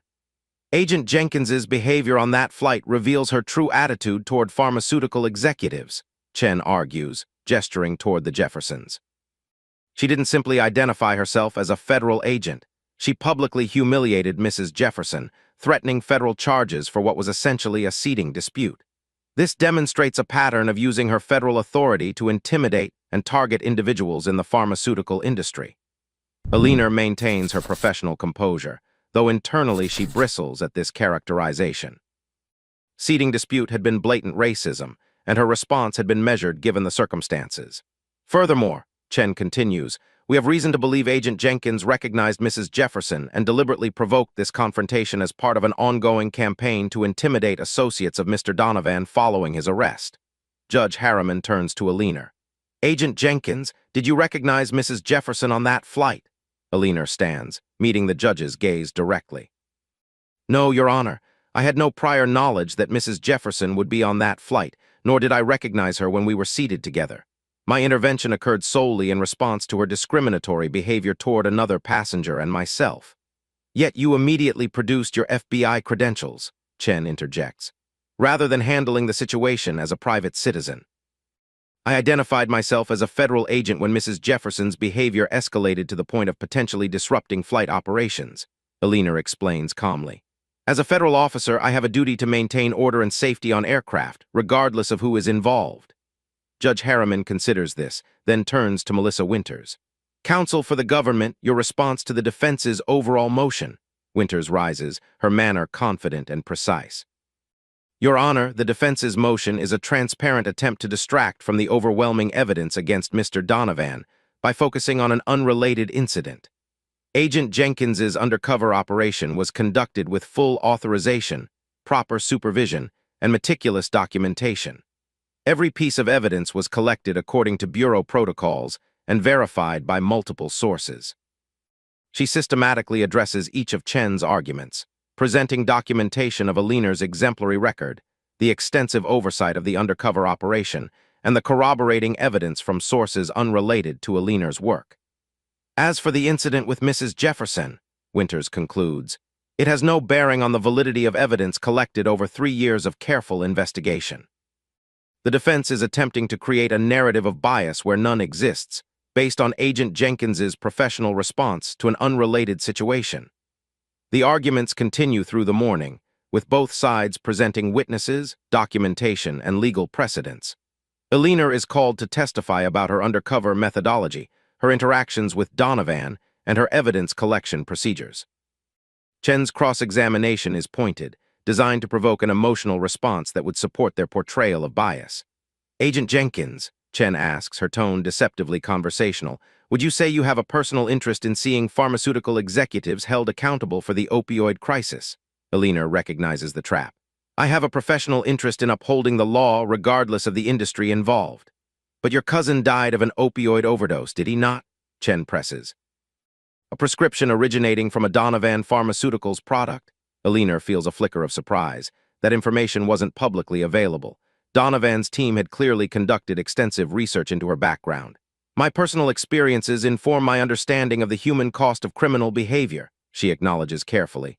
"But my investigation was guided by evidence, not emotion." Chen shifts tactics.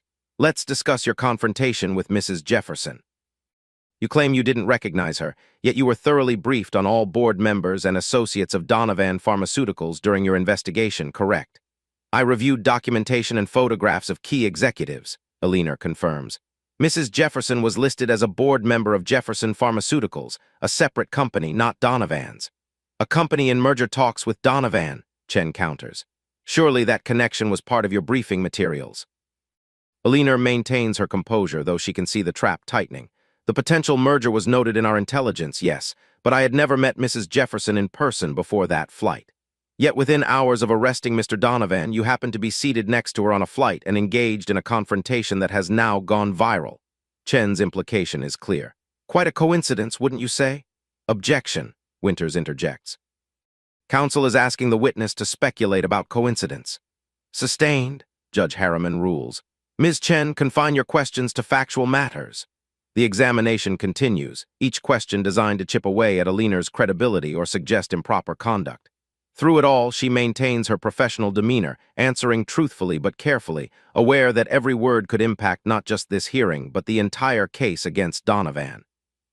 During a brief recess, Aliner steps into the hallway for a moment of quiet. The morning has been grueling, and Chen's questioning has been even more aggressive than anticipated. As she checks her phone, she sees a text from her mother. "Standing with you in spirit, remember your truth." The simple message centers her, a reminder of who she is beyond the badge and the case, daughter of Audrey and James S.R., raised with values that transcend professional identity. When court reconvenes, Judge Harriman allows final arguments from both sides.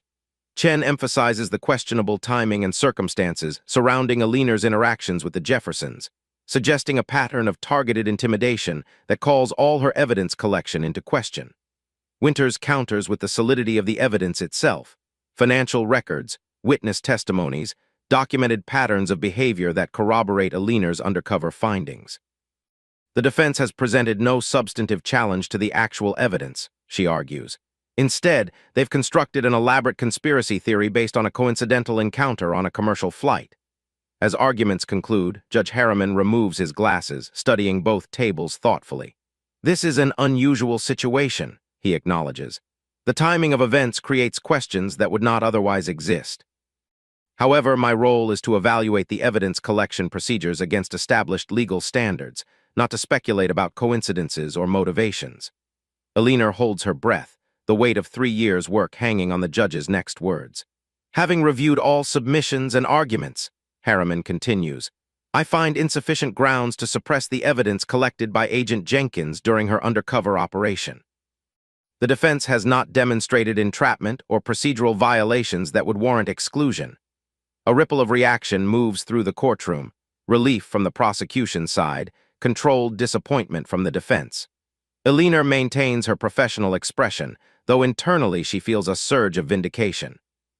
However, the judge adds, raising a cautionary finger, I am troubled by the timing and nature of Agent Jenkins's interaction with Mrs. Jefferson, particularly given her connection to this case. While I don't find it rises to the level requiring evidence suppression, I am ordering a separate review of that incident by the Office of Professional Responsibility. This mixed ruling, upholding the evidence while ordering a review of Elena's conduct, is neither a complete victory nor a defeat. The case against Donovan will proceed, but Elena now faces professional scrutiny that could impact her career regardless of the case outcome. As the court adjourns, Elena exchanges glances with Melissa Winters, a shared understanding of the road ahead. The battle today has been won, but the war continues. Donovan's team will appeal, delay, and employ every legal maneuver available to wealthy defendants. In the hallway outside, reporters cluster, hungry for comments. Winters handles the press statement while Elena slips away, escorted by bureau security through a side exit.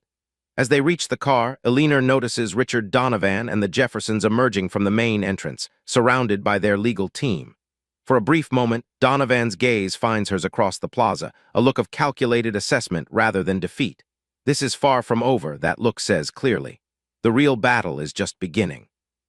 As the bureau car pulls away, Elena's phone rings, Carson calling for an update. She provides a concise summary of the ruling and its implications. Good work, Jenkins, Carson says when she finishes. The OPR review is a minor setback, but expected given the circumstances. The important thing is the case moves forward. Yes, sir, Elena agrees, though the professional review weighs on her more than she'd admit. In 23 years at the Bureau, she's never faced formal scrutiny of her conduct. Take the rest of the day, Carson advises.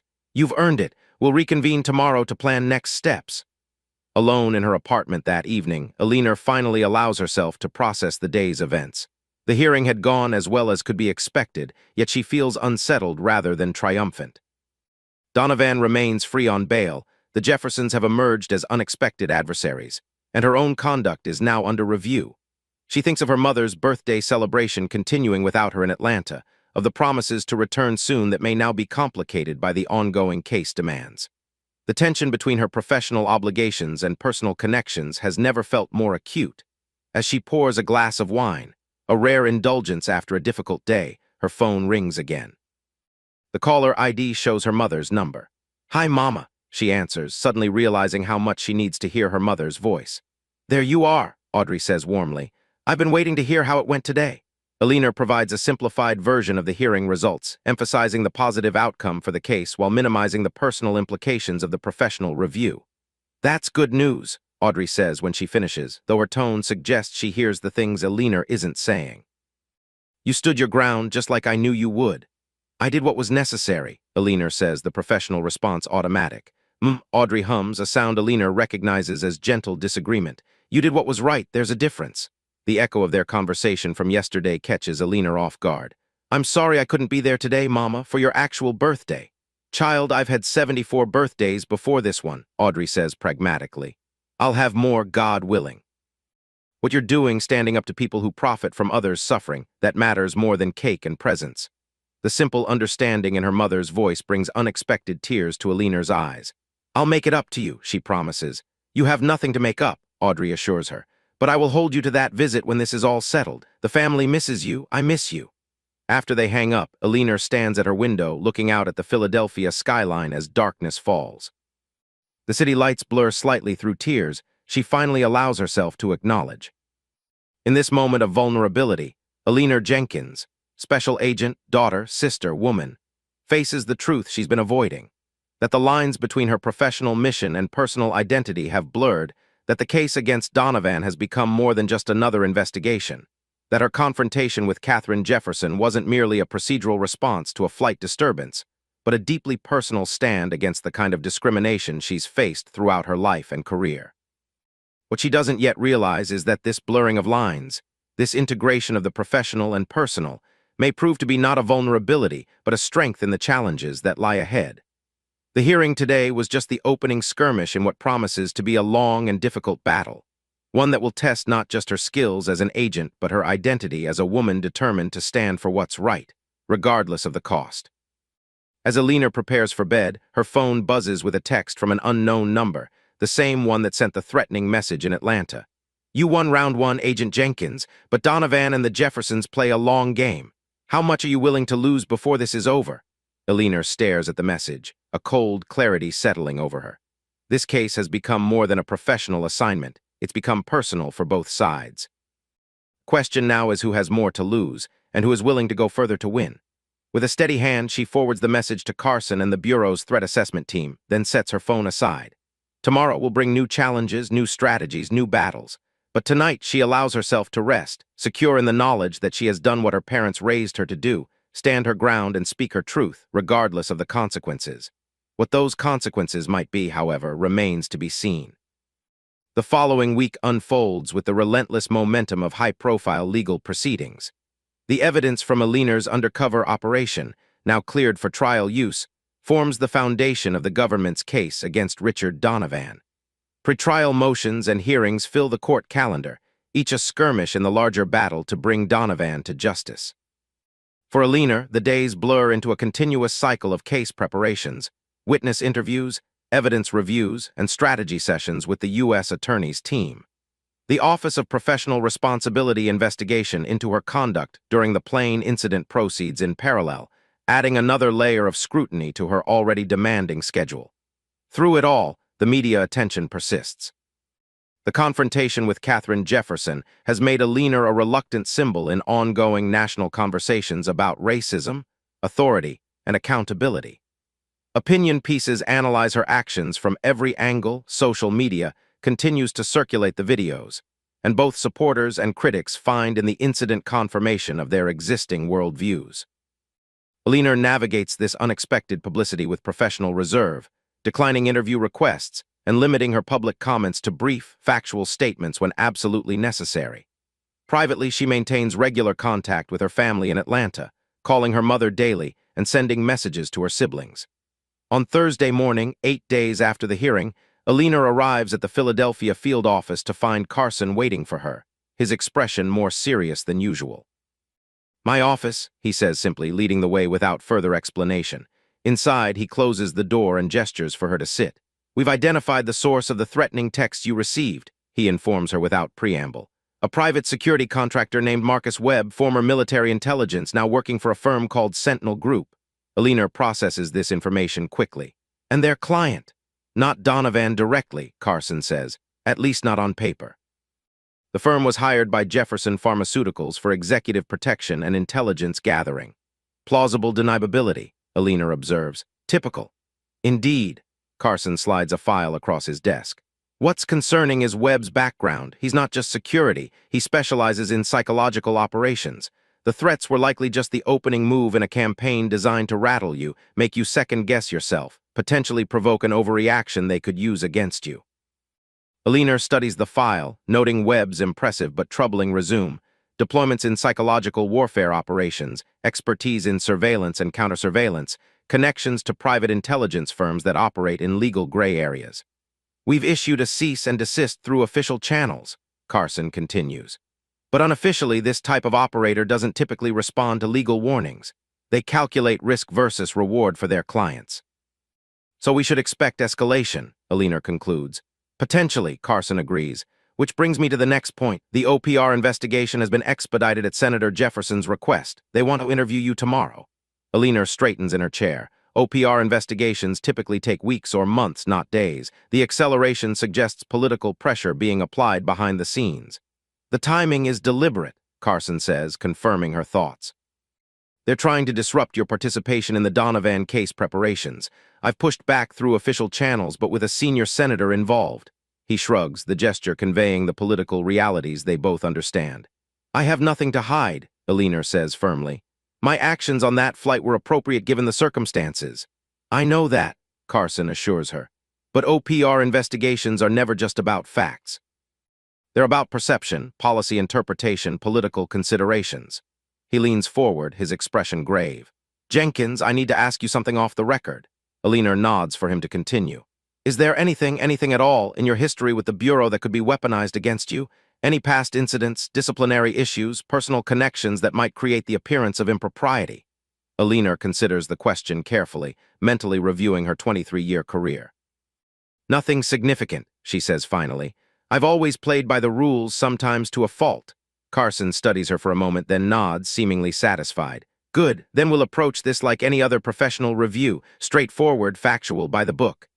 As Alina leaves Carson's office, her phone buzzes with a text from her brother James. Call when you can, something you should know. The urgency in the message is unusual for James, who typically maintains a detective's professional reserve even in family communications. Alina finds a quiet conference room and dials his number. What's going on? She asks when he answers. Someone's been asking questions about you around the neighborhood, James informs her without preamble. White guy, early 40s, military bearing, claiming to be an old friend trying to reconnect. Alina feels a chill of recognition. The description matches Webb's file photo. When? Yesterday and today. Spoke to Mrs. Turner next door to Mama, the Harris family down the block, even Marcus's basketball coach. James's voice holds the controlled tension of a cop recognizing a potential threat. They're building a profile, Ellie, personal connections, routines, vulnerabilities. Has he approached Mama directly? Not yet, James says. I've arranged for a patrol car to make regular passes by the house, and Michael's staying there for a few days. Said he's helping with some home repairs, but really he's keeping an eye on things. Alina feels a surge of gratitude for her brother's protective instincts, tempered by concern about her family being drawn into this professional conflict. Let me talk to Carson, see if we can get official protection in place. Already handled, James surprises her. Your deputy director called me this morning. Bureau's sending someone to keep watch discreetly. This is news to Alina. Carson hadn't mentioned contacting her family. That's unusually proactive. He seemed concerned, James says. Said something about psychological operations and not underestimating the opposition. Ellie, what exactly have you gotten yourself into? Alina weighs how much to share. James is law enforcement. He understands the realities of high-stakes investigations and the potential for blowback. The case I'm working has powerful people worried. They're trying to apply pressure, find leverage. And they think your family might be that leverage, James concludes grimly. It's standard intimidation tactics, Alina assures him, though she's more concerned than she lets on. They're trying to distract me, throw me off balance before crucial case developments. Well, it won't work, James says firmly. The Jenkins family doesn't intimidate easily, remember? Just focus on your case. We've got things covered here. After hanging up, Alina sits motionless for several minutes, processing the implications. Webb's interest in her family represents a significant escalation, moving from vague threats to active intelligence gathering about her personal connections. The message is clear. We can reach beyond you to those you care about. Alina has dealt with threats before in her career. It comes with the territory when investigating powerful criminals. But rarely have those threats extended to her family, and never with the sophisticated, calculated approach that Webb's background suggests. Her immediate instinct is protective, to drop everything and return to Atlanta, to stand guard personally over her mother and family.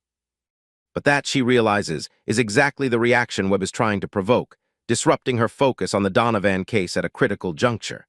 Instead, she channels her concern into action, first confirming with Carson that bureau protection is indeed in place for her mother, then calling Audrey directly to brief her on the situation without causing undue alarm.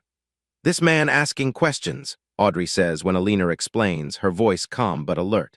You think he means harm? Not physical harm, Alina clarifies. He's gathering information, looking for ways to pressure me through my family connections. Audrey considers this. Well, he won't find much help in this neighborhood. Folks around here are protective of their own. Mrs. Turner already called to tell me some strange white man was asking about you, said she told him she didn't talk to people she didn't know, no matter how friendly they seemed. Alina smiles despite her concern, imagining Mrs. Turner, her mother's friend for 40 years and a formidable presence in the neighborhood, shutting down Webb's inquiries. Still, Mama, please be careful. Don't engage with him if he approaches you directly. Child, I taught high school for 35 years, Audrey reminds her dryly. I know how to handle unwelcome attention. You just focus on your case and don't worry about me. I've got your brothers hovering like mother hens already. The conversation eases Alina's immediate concerns, though a background anxiety remains. Webb's interest in her family has added a personal dimension to the professional conflict, one that touches on her deepest vulnerabilities and responsibilities. The remainder of the day passes in intense case preparation. The trial date for Donovan has been set for 3 weeks from now, an unusually expedited schedule for such a complex case, but one the judge approved given the high-profile nature of the charges and public interest in the proceedings. Alina works late into the evening at the field office, reviewing witness statements and financial evidence with the case analysts. It's nearly 10 when she finally heads home, the bureau security detail following discreetly in a separate vehicle. Her apartment building's lobby is quiet at this hour, the night doorman nodding respectfully as she enters. Alina takes the elevator to her floor, the day's tension still riding her shoulders as she approaches her door.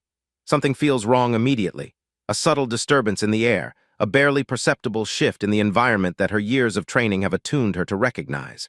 Alina stops several feet from her door, hand moving instinctively toward her weapon as she scans the hallway. Nothing visibly amiss, but the sensation persists. Trusting her instincts, she backs away from the door and calls the security detail, requesting they come up immediately. While waiting, she texts Carson a brief alert, then positions herself with a clear view of both her apartment door and the elevator. The agents arrive quickly, weapons ready but concealed. Alina explains her concerns, and they approach her door with professional caution. One agent checks the lock and security system, finding no obvious signs of tampering. The other scans the hallway and surrounding area for surveillance devices or other anomalies. "Door seems secure, Agent Jenkins," the first agent reports. "No evidence of forced entry." "Let's do a full sweep," Alina decides, her instincts still signaling caution. They enter the apartment carefully, conducting a methodical room-by-room search. Everything appears normal, nothing obviously disturbed or out of place. Alina begins to wonder if the stress of recent events has heightened her paranoia beyond reasonable levels. Then one of the agents finds it, a small, sophisticated listening device tucked beneath her dining table, virtually invisible unless specifically searching for it. Further inspection reveals two more devices, one near her bedroom window and another by the front door. "Professional grade," the agent observes, examining the bug without touching it. "Military or intelligence quality, not commercial." Alina feels a cold anger replacing her initial alarm. Webb, or someone working for him, has violated her home, her private space. The invasion is both personal and professional, a deliberate escalation of psychological pressure. "We'll need a technical team to sweep thoroughly," she says, already dialing Carson. "And I can't stay here tonight." Carson answers immediately despite the late hour. As Alina reports the situation, his response is measured but resolute. "I'll have a full counter-surveillance team there within 30 minutes. In the meantime, pack what you need for a few days. We'll move you to a secure location." "Sir, if they're monitoring this apartment, we need to let them think they still have access," Carson confirms her thinking. "Maintain the appearance of normal activity while we identify the full extent of their surveillance and trace it back to the source." By midnight, Alina is installed in a bureau safe house in a quiet neighborhood across the city. The apartment is sparse but functional, designed for agents needing temporary secure accommodation. As she unpacks the few essentials she brought, her phone buzzes with a text from James. "All quiet here. Mama says to tell you she's praying for you." The simple message grounds her, a reminder of the steadfast support system that has always sustained her through professional challenges. Alina responds with a brief thanks, not mentioning the bugging of her apartment. No need to add to their concerns when they're already on alert. Sleep eludes her despite physical exhaustion. Alina lies awake, mentally reviewing the escalating pattern of events since Donovan's arrest. The confrontation with Katherine Jefferson, the threatening texts, Webb's investigation of her family, and now surveillance of her home. Each step calculated to unsettle her, to create distraction and vulnerability at a critical moment in the case. What troubles her most is not the tactics themselves. Those are predictable from someone with Webb's background, but the speed and precision of the escalation. It suggests resources and connections beyond what she would expect, even from someone as wealthy as Donovan or as politically connected as the Jeffersons. When she finally drifts into restless sleep around 3 a.m., Alina dreams of her father, not as he was in his final years, but as she remembers him from childhood, strong, principled, unwavering. In the dream, he stands at the pharmacy counter, refusing to fill a prescription he believes is dangerous despite pressure from a man in an expensive suit. "Some things matter more than money or convenience," Dream James S.R. says firmly. "Some things you don't compromise on, no matter the cost." Alina wakes at dawn with her father's words echoing in her mind, a message from her subconscious that feels like guidance from beyond. As she prepares for the day, the OPR interview, case preparations, the ongoing investigation into the surveillance of her apartment, she carries that clarity with her. Some things you don't compromise on, no matter the cost. What she doesn't yet realize is how high that cost might be, or how soon she'll be asked to pay it. The Office of Professional Responsibility interview takes place in a sterile conference room at the Justice Department's Philadelphia offices. Alina arrives precisely on time, dressed professionally in a navy suit, her demeanor composed despite the night's disrupted sleep and ongoing concerns. The OPR team consists of 3 investigators, a senior agent named Williamson who leads the questioning, and 2 younger agents who take notes and occasionally interject with follow-up inquiries. Their approach is thorough and methodical, beginning with Alina's background and history with the Bureau before focusing on the airplane incident. "Agent Jenkins," Williamson says, reviewing his notes, "walk us through your thought process during the confrontation with Mrs. Jefferson. At what point did you decide to identify yourself as a federal agent?" Alina provides a detailed, factual account of the incident, emphasizing the escalating nature of Katharine Jefferson's behavior and the potential for disruption to flight safety. When Mrs. Jefferson refused to comply with crew instructions and attempted to access restricted areas of the aircraft during turbulence, I determined that identifying myself as a federal agent was necessary to prevent further escalation. "And you were aware at that time that Mrs. Jefferson is the wife of Senator William Jefferson?" Williamson asks. "No," Alina states clearly. "I was not aware of her identity beyond her name, which I learned when the flight attendant addressed her. Yet you had researched Jefferson Pharmaceuticals as part of your investigation into Donovan," another investigator notes. "Katharine Jefferson is listed as a board member in publicly available documents." "I had reviewed documentation on key pharmaceutical executives and board members," Alina acknowledges. "But I had never met Mrs. Jefferson in person and did not recognize her on the flight." The questioning continues for nearly 3 hours, covering every aspect of the incident in minute detail. The investigators are particularly interested in Alina's tone and specific wording during the confrontation, repeatedly asking if she intended to intimidate or embarrass Mrs. Jefferson. "My intention was to de-escalate a potentially disruptive situation," Alina maintains consistently. "My tone was authoritative but professional, as my training dictates for such scenarios." Toward the end of the interview, Williamson shifts to broader questions about Alina's conduct throughout the Donovan investigation. "Agent Jenkins, have you at any point during this case allowed personal feelings or biases to influence your professional actions?" The question is both expected and loaded. Alina meets Williamson's gaze directly. "My investigation has been guided by evidence and conducted according to Bureau protocols at every stage. As agents, we're trained to recognize and set aside personal feelings in pursuit of justice. I've adhered to that training throughout my career." Williamson studies her for a moment, then nods slightly. "One final question, Agent Jenkins. Given the high-profile nature of this case and the ongoing media attention surrounding your interaction with Mrs. Jefferson, do you believe your continued involvement in the Donovan prosecution serves the best interests of the Bureau and the case itself?" The implication is clear. Would she consider voluntarily stepping aside to avoid potential complications? Alina feels a surge of indignation that she carefully controls before responding. "With respect, sir, I believe my 3 years of direct involvement in building this case makes my continued participation essential to its successful prosecution. The evidence I've gathered and the relationships I've built with witnesses are crucial components that would be difficult to transfer effectively to another agent at this stage." As the interview concludes, Alina has the distinct impression that while the OPR team is conducting a legitimate review, they're also responding to political pressure from above. The speed of the investigation, the focus on whether she should recuse herself, these suggest forces beyond standard procedural concerns. Outside the Justice Department building, Alina finds Carson waiting beside a bureau car. "How did it go?" he asks as she approaches. "By the book," Alina says, sliding into the passenger seat, "though they seem particularly interested in whether I'd consider voluntarily stepping away from the case." Carson's expression tightens as he pulls into traffic. "As expected, Senator Jefferson has been making noise about conflict of interest and personal vendetta to anyone who will listen. The Bureau director is feeling the heat." "Are they going to pull me?" Alina asks directly, needing to know where she stands. "Not if I have anything to say about it," Carson assures her. "But we need to be strategic.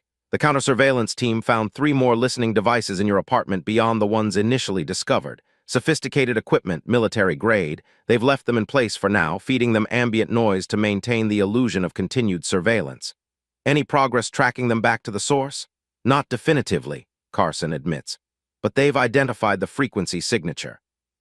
It matches known equipment used by Sentinel Group, Webb's employer. Alina processes this, the pieces fitting together. What's our next move? We play their game, Carson says, turning onto the street leading to the field office. But better. At the office, Alina finds the Donovan case team assembled in the secure conference room. Melissa Winters from the U.S. Attorney's office stands at the head of the table, a series of documents displayed on the screen behind her. Perfect timing, Winters says as Alina and Carson enter. We've just received an unexpected gift from an anonymous source. On the screen are financial records, wire transfers, offshore account details, complex fund movements between shell companies. Alina scans them quickly, recognizing the significance immediately. These show direct payments from Donovan's personal accounts to Judge Harriman's brother-in-law's consulting firm, Winters explains, highlighting several transactions. Millions of dollars over the past 5 years, carefully concealed but traceable with the right information. Which we now have, Carson adds, along with evidence suggesting similar payments to staffers in Senator Jefferson's office. Alina studies the documents with growing understanding.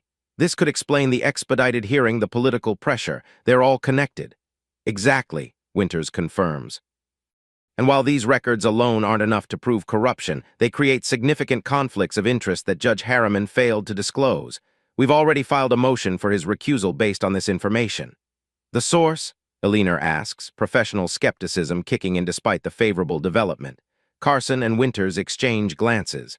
Anonymous, Carson repeats, came through a secure drop used by whistleblowers. We've verified the authenticity of the documents, but we don't know who provided them. Alina absorbs this, possibility cycling through her mind. A disgruntled employee at Donovan Pharmaceuticals, someone from Jefferson's staff with a conscience, or something more complicated, a power play between factions she's not yet aware of. Regardless of source, Winters continues, this changes our strategic position significantly. If Harriman is forced to recuse himself, the case will be reassigned. The new judge will likely review all previous rulings, including the evidence suppression decision. Which could work for or against us, Alina notes, ever the pragmatist. True, Winters acknowledges. But it disrupts Donovan's carefully constructed influence network. They've clearly been planning this defense for years, cultivating relationships with key officials who could help if the investigation ever reached this stage. The team spends the next several hours analyzing the new information and adjusting their strategy accordingly. Alina participates fully, her professional focus sharp despite the personal pressures accumulating around her. This is what she does best, following evidence, building cases, pursuing justice through methodical, relentless effort. Late in the afternoon, as the meeting winds down, Carson pulls Alina aside. There's one more thing you should know, he says quietly. The surveillance of your apartment wasn't just about gathering information. They left something for you to find. Alina tenses. What kind of something? A photograph, Carson says, producing an evidence bag containing a glossy 8x10 print. It was tucked inside a book on your shelf, one they apparently knew you were likely to reference for this case. Alina examines the photograph through the plastic. It shows her mother's house in Atlanta, clearly taken within the last few days. Standing on the front porch are Audrey and Michael, engaged in conversation, unaware of being photographed. Scrawled across the bottom in red marker, "What matters most?" The message is unmistakable. A direct response to her mother's text about remembering what matters, a clear indication that her private communications are being monitored beyond just the apartment bugs, and an implicit threat to her family's safety. Alina feels a cold fury rising, more focused than the anger she'd experienced discovering the listening devices. This targeted message, using her mother's words and image, crosses a line from professional intimidation into personal violation. "We've increased security at your mother's house," Carson assures her, reading her expression. "And we're tracing how they intercepted your communications. Most likely they've compromised your personal phone." Alina hands the photograph back, her decision already forming. "I need to go to Atlanta." Carson studies her carefully. "Is that what they want, to draw you away from the case at a critical moment?" "Possibly," Alina acknowledges, "but they've miscalculated. I can work on the case from Atlanta as effectively as from here, and being there personally allows me to ensure my family's safety while sending a clear message that their intimidation tactics won't work." After a moment, Carson nods. "Clear it with the director. We'll arrange secure transportation and continued protection. But Jenkins," he adds, his tone serious, "be careful. Webb and whoever he's working for are playing a sophisticated game. They're trying to provoke an emotional response, force you into making a mistake." "I understand the game," Alina assures him, her voice steady. But they don't understand who they're playing against. The Jenkins family has faced worse than corporate thugs with expensive surveillance equipment. That evening, as Alina prepares to leave for Atlanta on a bureau flight, her phone buzzes with a text from the unknown number. Webb, presumably. "Running home to Mommy, Agent Jenkins. We'll be waiting." Alina studies the message, noting the attempt to goad her, to frame her protective instinct as weakness rather than strength. She doesn't respond. Engaging directly would only validate Webb's tactics. Instead, she forwards the message to the Bureau's technical team for analysis and potential tracing, then continues her preparations. The flight to Atlanta is scheduled for 9 p.m., a Bureau plane that will allow her to work securely during the journey. Alina packs efficiently, a few days' worth of clothes, her case files, and the secure tablet containing the evidence against Donovan. Her service weapon and backup are secured in their respective holsters, familiar weights that have accompanied her through countless operations. As she zips her bag closed, Alina catches sight of herself in the mirror, the consummate professional FBI agent in her tailored suit, her expression composed despite the storm of concerns beneath the surface. For a moment, she allows herself to acknowledge the full weight of what she's facing: a powerful enemy with seemingly unlimited resources, threats to her family, scrutiny of her professional conduct, and the pressure of a case that represents the culmination of years of work. "One step at a time," she murmurs to herself, an old mantra from her father when tasks seemed overwhelming. "Do the next right thing." The Bureau car arrives precisely on schedule. As Alina heads downstairs, her phone rings, Marlene calling from Atlanta. "Ellie," her sister's voice holds uncharacteristic tension. "When were you going to tell us about the man taking pictures of Mama's house?" Alina sighs, sliding into the back seat of the waiting car. "I just found out myself. That's why I'm flying down tonight." "Michael saw him," Marlene continues. "A man in a car across the street using a telephoto lens. Michael approached him and he drove off immediately." "Is everyone okay?" Alina asks, concern sharpening her focus. "Yes, but Mama's shaken, though she won't admit it. This is getting serious, Ellie. These people, whoever they are, they're crossing lines." "I know," Alina acknowledges. "I'll be there in a few hours. In the meantime, stay inside, keep the security detail informed of anything unusual, no matter how small." After hanging up, Alina briefs the Bureau driver on the latest development. He nods grimly, adjusting their route to the airfield to include additional counter-surveillance measures, random turns, doubling back occasionally, varying speeds to detect any vehicles that might be following. At the private airfield, a small Bureau jet waits on the tarmac, its engines already humming in preparation for departure.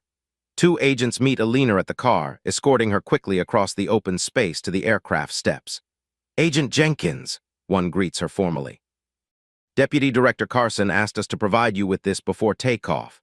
He hands her a secure phone. "New device, clean, fully encrypted. Your previous phone has been compromised." Alina accepts the new phone, unsurprised after the recent events. "Any progress identifying the breach?" "Technical team is still analyzing, but preliminary assessment suggests a sophisticated spyware attack, likely installed remotely." The agent's expression is professional but concerned. "They're impressed, actually. It's state-level technology, not commercially available." This confirms Alina's growing suspicion that they're dealing with resources beyond what even Donovan's wealth should command. Someone with government or intelligence community connections is involved, possibly through Senator Jefferson's influence.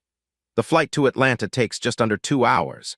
Alina uses the time to review case materials and prepare for both the protection of her family and the continuing legal battle against Donovan. As the plane begins its descent, she gazes out the window at the city lights below, her hometown, the place that shaped her, now the site of a battlefield she never expected to fight on. A Bureau SUV meets her at the airport, 2 Atlanta field office agents providing escort to her mother's house. The neighborhood is quiet at this late hour, most houses dark except for porch lights. As they approach Audrey's home, Alina notes the unmarked police car parked discreetly across the street, James's arrangement, and the Bureau security detail's vehicle a few houses down. Despite the lateness of the hour, the lights are on inside, silhouettes visible through the curtains. Her family is waiting up for her. Michael opens the door before she can knock, pulling her into a quick, tight hug. "About time," he says, relief evident in his voice. Inside, Alina finds her mother in the living room, dressed in a robe but fully alert, her posture straight as ever. James stands by the window, periodically checking the street outside, his detective's vigilance on full display. Marlene sits beside Audrey on the sofa, her executive's composure slightly frayed at the edges. "There she is," Audrey says as Alina enters, rising to embrace her daughter. Safe and sound. I'm sorry about all this, Mama, Alina begins, but Audrey waves the apology away. Don't you start apologizing for doing your job, she says firmly. These people trying to frighten us, they're the ones who should be sorry. Alina can't help but smile at her mother's indomitable spirit. At 75, Audrey Jenkins remains unbowed by intimidation, a legacy of living through the civil rights era and raising 4 black children in a world that didn't always welcome them. Tell us exactly what we're dealing with, James says, always the practical one. How serious is this threat? Alina gives them a concise briefing, balancing professional assessment with the personal concern they deserve. She explains Webb's background, the surveillance, the implied threats, and the connection to the Donovan case. Their primary goal seems to be psychological pressure, she concludes. They want to distract me, disrupt my focus on the case, potentially provoke an overreaction they can use against me professionally. But you don't think they'd actually harm any of us? Marlene asks, glancing toward the stairs where her children are sleeping. It would be counterproductive, Alina explains. Physical harm would escalate this beyond intimidation to federal offenses against family members of an FBI agent, something even Donovan's connections couldn't shield them from. Unless they made it look like something else, James notes grimly, the detective in him considering all possibilities. A random break-in, a traffic accident. Implication hangs in the air, sobering everyone. Alina nods, acknowledging the concern without feeding it. That's why we have security in place and why I'm here personally. We take the threat seriously, even if direct harm seems unlikely given their objectives. Well, Audrey says after a moment, her practical nature asserting itself, sitting up all night worrying won't help anyone. Alina, your room is ready. The rest of you should get some sleep too. Whatever comes, we'll face it better after rest. The simple wisdom of this can't be argued with. The family disperses to their respective rooms, though Alina suspects James will maintain his vigil by the window for some time yet. In her childhood bedroom, Alina unpacks minimally, then sits on the edge of the bed, suddenly overwhelmed by the convergence of professional crisis and family vulnerability. For a moment, she allows herself to feel the full weight of it, the responsibility, the pressure, the personal stakes now entangled with the professional ones. A soft knock interrupts her thoughts. Ellie, you still up? Michael's voice quiet in the hallway. Come in, she calls softly. Michael enters, closing the door gently behind him. Of all her siblings, he's always been the most attuned to emotional undercurrents, the one most likely to check on others' well-being while hiding his own concerns. You okay? He asks, leaning against the dresser. Alina considers deflecting with her usual I'm fine, but something about being in this room, with its memories of childhood vulnerabilities and shared secrets, makes honesty easier. Not really, she admits. This case was already complex enough without dragging all of you into it. Michael studies her, his expression thoughtful. You know, when you joined the Bureau, Dad told me something I've never forgotten. He said, Michael, your sister's chosen a path where she'll carry burdens most people never even know exist. Our job isn't to lighten those burdens, that's not possible. Our job is to make sure she always has a place where she doesn't have to carry them alone. The memory of her father's insight brings unexpected tears to Alina's eyes. He said that? He did, Michael confirms.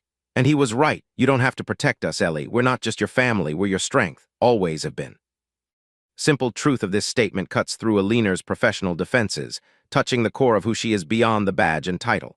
For all her capability and independence, the foundation of her strength has always been here in this house with these people who know her most completely. Get some rest, Michael says, squeezing her shoulder gently before moving toward the door. Tomorrow, we'll figure out how to turn the tables on these corporate thugs. The Jenkins family doesn't just play defense, remember. After he leaves, Alina prepares for bed, her brother's words settling into her consciousness. The idea takes root, not just protecting her family from Donovan and Webb's psychological operations, but actively countering them, using the strengths and connections unique to the Jenkins family. As she drifts toward sleep, a strategy begins to form, one that integrates rather than separates her personal and professional resources. Webb and his employers have made a fundamental miscalculation in targeting her family. They've seen it as her vulnerability, failing to recognize that it might also be her greatest asset. Alina wakes before dawn, a lifetime habit that serves her well in her profession. The house is quiet, the neighborhood still dark. She dresses in running clothes, tucks her backup weapon into its ankle holster, and moves silently downstairs. To her surprise, she finds James already in the kitchen, coffee brewing, his service weapon visible on his hip. Couldn't sleep, he explains, pouring her a cup. Thought I'd take the first watch. I was going to run, Alina says, accepting the coffee gratefully. James raises an eyebrow. After what happened last time you went running here. Exactly, Alina says, a hint of strategy in her tone. I'm curious if our friend Webb will make another appearance. Sometimes the best way to identify a threat is to create a controlled opportunity. James studies her, recognition dawning in his eyes. You're not just playing defense anymore. No, Alina confirms. They brought this fight to our doorstep. Time to show them that was a mistake. After a moment of consideration, James nods. I'll hang back, keep visual contact without being obvious. Bureau security is still out front, and I've got Atlanta PD friends who owe me favors on standby. The morning air is cool and damp as Alina sets out, following the same route as her previous run. James follows at a distance in an unmarked car, maintaining discreet surveillance. The neighborhood is beginning to wake, lights coming on in houses, early commuters backing out of driveways, newspaper deliveries underway. Alina maintains awareness of her surroundings while appearing focused on her run. 3 blocks from the house, she spots it, a dark sedan parked on a side street, a single occupant visible behind the wheel. As she passes, the car starts pulling out to follow at a distance. Perfect. Alina continues her run, now certain of being observed. She takes a route that leads through a small neighborhood park, less populated at this early hour, providing the follower with what might seem like an opportunity to approach more directly. The sedan parks at the edge of the park. Alina slows her pace, stopping to stretch near a water fountain, her position carefully chosen to allow James clear sightlines from his vantage point.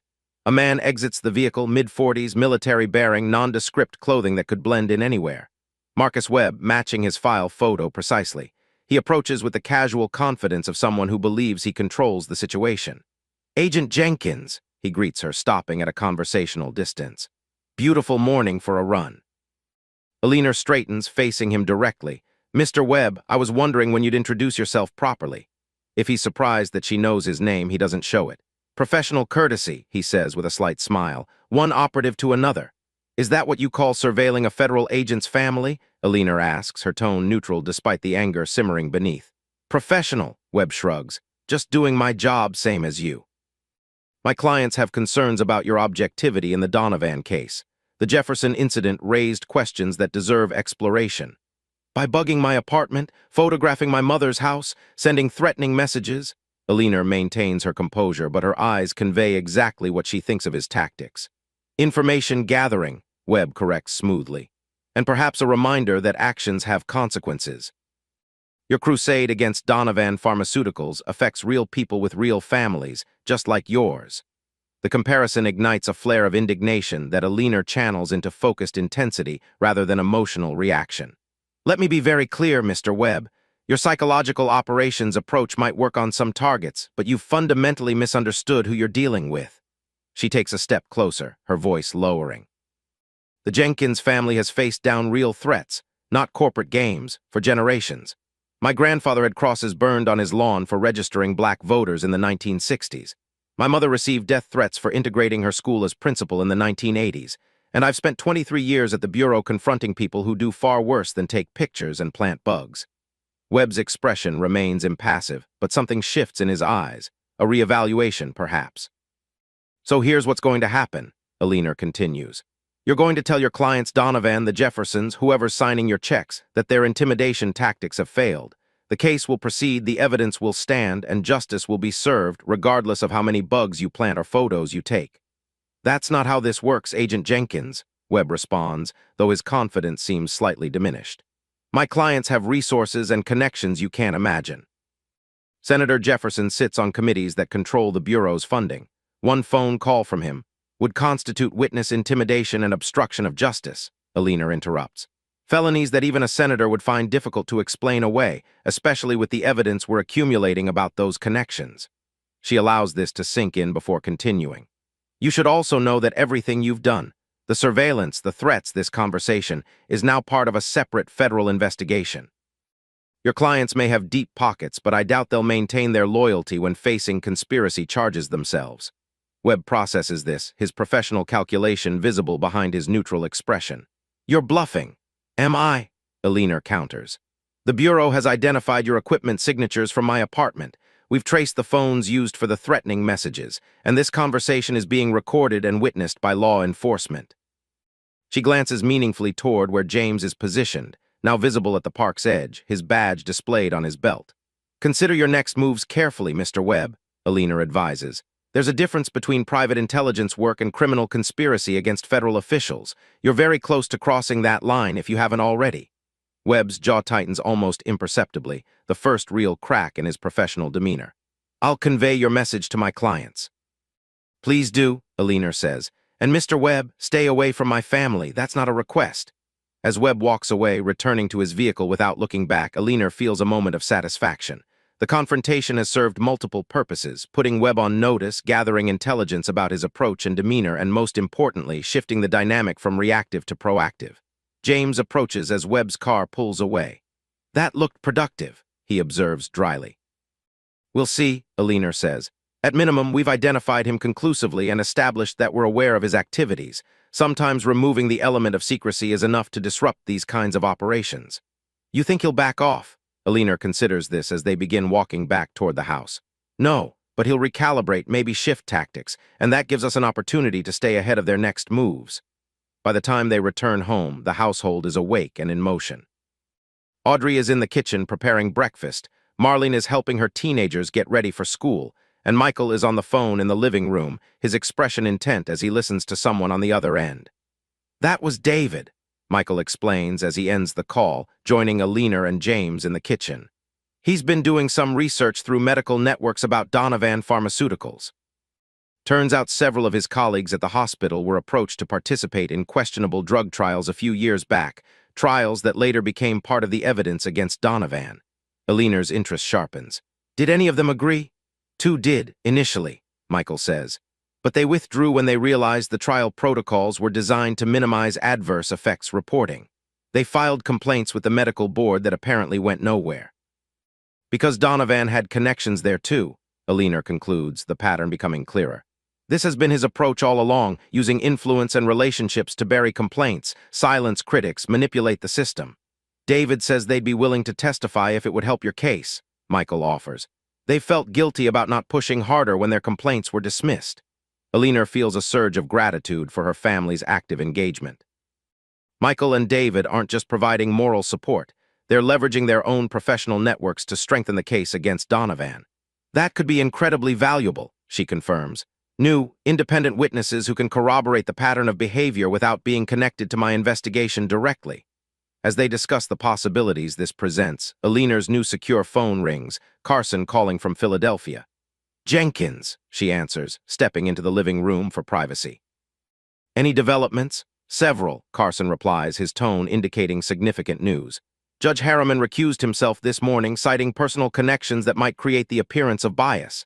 He didn't reference the financial records directly, but the timing makes the connection clear. That's a major victory, Aliner observes.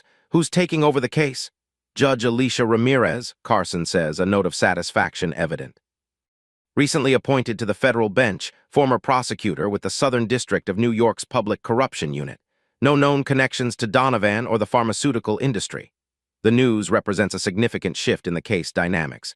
Judge Ramirez's background suggests she'll be less susceptible to influence and more rigorous in her evaluation of the evidence. There's more, Carson continues. Senator Jefferson has suddenly become less vocal about your investigation. His scheduled appearance on Meet the Press this weekend has been canceled, and he's issued a statement that his wife's unfortunate misunderstanding on the flight was a personal matter unrelated to any ongoing federal cases. Aliner processes this rapid reversal. The financial records? Most likely, Carson confirms.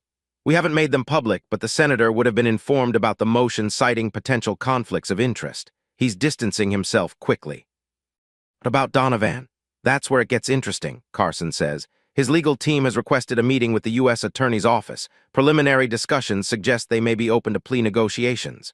Aliner feels a complex mixture of emotions. Satisfaction that their strategy is working, concern that Donovan might receive less than full accountability through a plea deal, and a lingering wariness about such a sudden shift in their opponent's approach.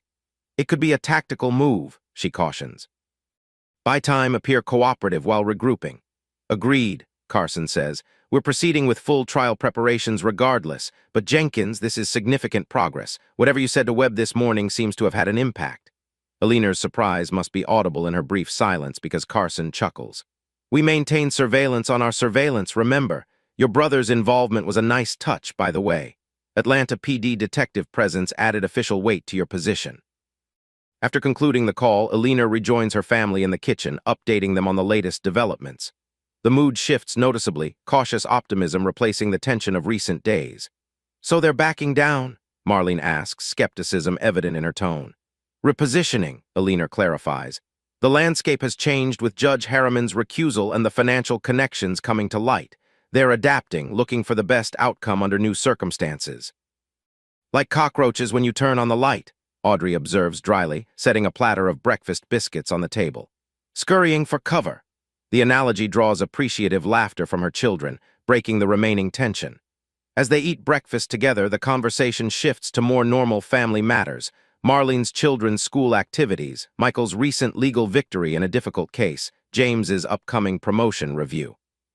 For a while, it almost feels like a regular family gathering, the threat temporarily receding into the background. Alina allows herself to be present in this moment, participating in the family dynamics without the constant vigilance that has characterized recent days. This is what Webb and his employers failed to understand, that her family isn't just a vulnerability to be exploited, but a source of strength and stability that grounds her professional resolve. After breakfast, as Alina helps her mother with the dishes, Audrey speaks quietly so only her daughter can hear. "You know, I've been thinking about what your father would say about all this." Alina glances at her mother, curious. "What do you think he'd say?" Audrey smiles, a private expression that holds decades of shared history with her late husband. "He'd probably quote his favorite Langston Hughes poem, the one about holding fast to dreams. But then he'd add his own wisdom. When they come at you sideways, it means they're afraid to face you directly." The insight resonates with Alina's own assessment of the situation. Donovan, the Jeffersons, Webb, they've employed indirect tactics, psychological pressure, influence through connections, rather than confronting the evidence directly. "They are afraid," Alina realizes aloud. "The case is stronger than they expected." "Of course it is," Audrey says with maternal certainty. "You built it." The simple vote of confidence warms Alina in a way that professional accolades never quite manage. Her mother has always believed in her capabilities, even when Alina herself harbored doubts. The remainder of the day unfolds with a new strategic focus. Alina works remotely, coordinating with the Philadelphia team on case preparations while incorporating the new potential witnesses Michael has identified. James activates his network in law enforcement to establish additional security measures around the family that are less obvious but equally effective as the Bureau detail. Marlene, with her financial expertise, reviews the records connecting Donovan to Judge Harriman's family, identifying additional transactions that might have been overlooked. It's a family mobilization unlike anything Alina has experienced in her professional life. The Jenkins resources and talents aligned in support of her case, each contributing in their unique way. The integration of personal and professional that she's always tried to avoid now seems like the most natural and effective approach to the challenge they face. By evening, a new equilibrium has established itself: vigilance without panic, strategic focus without obsession. The family gathers for dinner, the conversation flowing easily between case updates and everyday matters. Even Audrey's birthday, officially past but still deserving celebration, receives proper acknowledgement with a cake Marlene's children prepared. As they finish dessert, Alina's secure phone rings again, an unknown number this time. She excuses herself to answer in the living room, her professional caution reasserting itself. "Jenkins," she answers. "Agent Jenkins." Richard Donovan's voice is instantly recognizable from their many interactions during her undercover operation. "I hope I'm not interrupting your family time in Atlanta." Alina's training kicks in immediately, her tone shifting to professional neutrality despite her surprise at this direct contact. "Mr. Donovan, this is unusual." "Unusual circumstances call for unusual approaches," he replies, his tone measured and deliberate. "I wanted to speak with you directly without lawyers or intermediaries." "That would be inadvisable for both of us," Alina cautions, already considering whether this call can be traced and recorded. "Any discussions about your case should go through proper channels." "This isn't about the case, not directly," Donovan says. "It's about an overzealous contractor who has exceeded his mandate in ways I cannot condone." Alina listens carefully, analyzing every nuance of his statement. "You're referring to Mr. Webb. I hired Sentinel Group for legitimate corporate security," Donovan continues, ignoring her direct reference. "Information gathering, threat assessment, standard procedures. What has occurred with your family was never authorized by me." The careful phrasing, passive voice, implicit denial of responsibility is exactly what Alina would expect from someone creating plausible deniability. Yet the photographs of my mother's house somehow reached my apartment in Philadelphia. An unfortunate overreach by individuals who will no longer be associated with my security team, Donovan says smoothly. I've terminated the contract with Sentinel Group effective immediately. Alina maintains her professional skepticism. Why are you telling me this directly, Mr. Donovan? Your lawyers would strongly advise against this contact. A brief pause then, because despite what you may believe, Agent Jenkins, I'm not the monster your case portrays. I've built a company that helps millions of people manage pain and illness. Yes, there have been ethical compromises along the way. The pharmaceutical industry operates in gray areas, but threatening federal agents and their families, that crosses a line even I won't defend. The partial admission of wrongdoing is surprising, though Alina remains wary of manipulation. You understand this conversation changes nothing about the case against you. I'm aware, Donovan acknowledges, but it might change something more immediate, your family's security concerns. Webb has been removed from the equation. Your mother and siblings can return to their normal lives without looking over their shoulders. The implication is clear.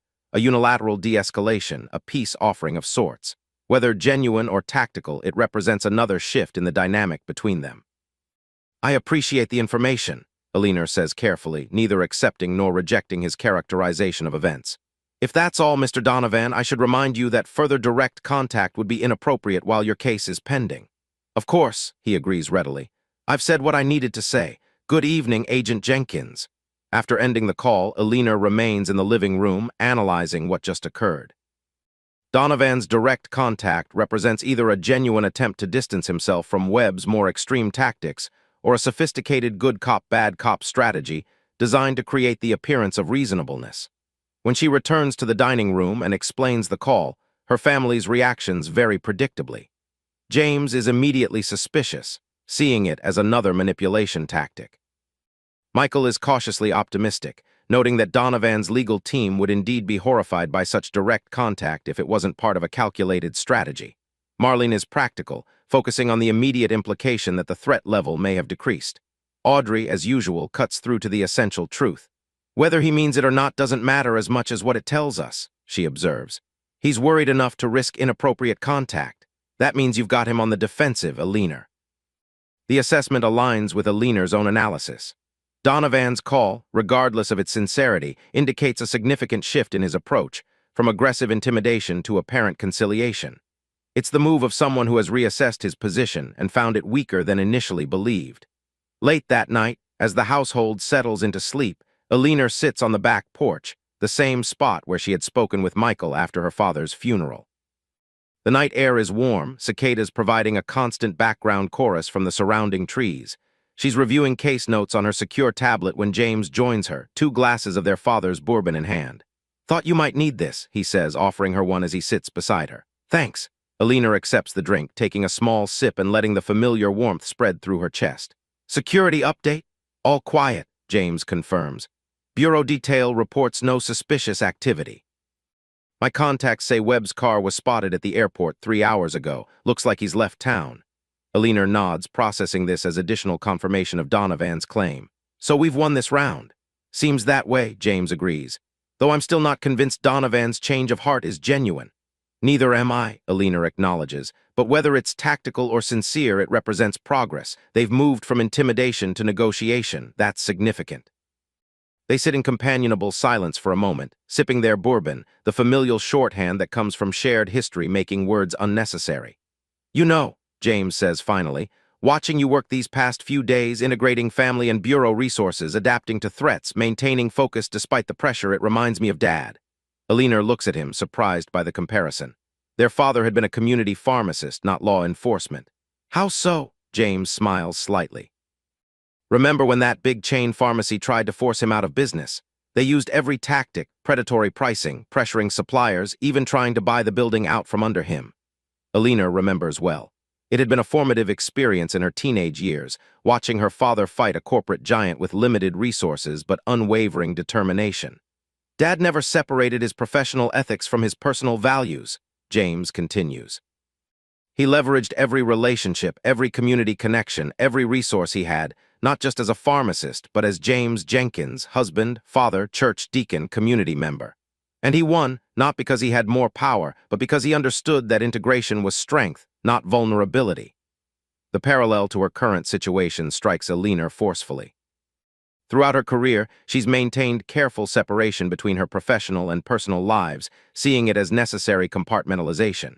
Yet in this case, when those boundaries were forcibly eroded by her opponents, the integration has proven unexpectedly powerful. "I've always thought keeping the personal and professional separate was essential," she admits, "especially in the bureau where emotional detachment is valued. Maybe for some cases it is," James allows. "But for this one, fighting people who use personal connections and relationships as weapons, maybe the counterbalance is embracing your own." The insight feels profound, a perspective shift that Alina hasn't fully articulated until now. Webb and Donovan targeted her family as a perceived vulnerability, but in doing so, they activated a support system and resource network they hadn't accounted for. "I'm heading back to Philadelphia tomorrow," Alina says after another moment of reflection. The case is moving into a new phase with Judge Ramirez taking over and Donovan's team making overtures about a possible plea. James nods, understanding the professional necessity. "We'll keep things secure here. And Ellie," he adds, meeting her gaze directly, "remember that integration works both ways. Just because you're physically back in Philadelphia doesn't mean you can't keep drawing on what you've built here." The reminder is both reassuring and enlightening, a new framework for approaching the challenges ahead. Alina doesn't need to revert to rigid compartmentalization once she returns to the field office.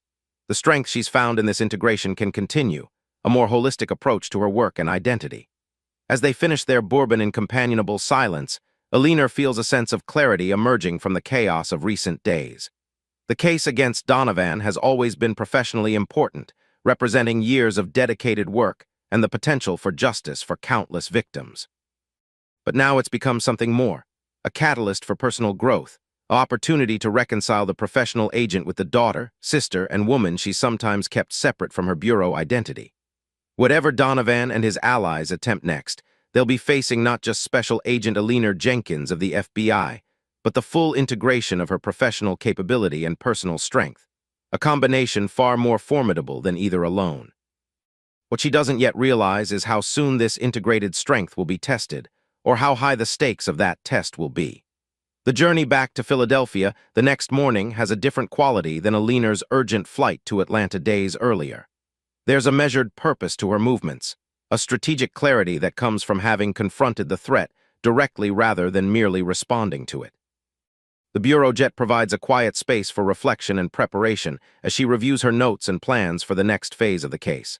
Upon landing, she's met by Agent Rodriguez from her team, his expression suggesting significant developments. "Welcome back, Jenkins. Quite a lot has happened while you were playing Family Defender in Atlanta." Alina slides into the passenger seat of the bureau car, noting Rodriguez's barely concealed excitement. "Update me." "Judge Ramirez held an emergency status conference yesterday afternoon," he begins, pulling away from the airfield. "She's reviewed all previous rulings in the case and upheld your evidence admissibility, but with an interesting twist. She's also ordered an independent review of all financial evidence by a forensic accounting team of her selection." "That's unexpected," Alina observes, "but potentially beneficial if it confirms our findings with additional external validation." "Exactly," Rodriguez agrees. "And here's where it gets really interesting. Donovan's team didn't object. In fact, they practically welcomed the additional scrutiny." This detail triggers Alina's professional suspicion. That suggests they believe the financial records will withstand examination, or they've prepared for this contingency with carefully constructed documentation, Rodriguez finishes her thought.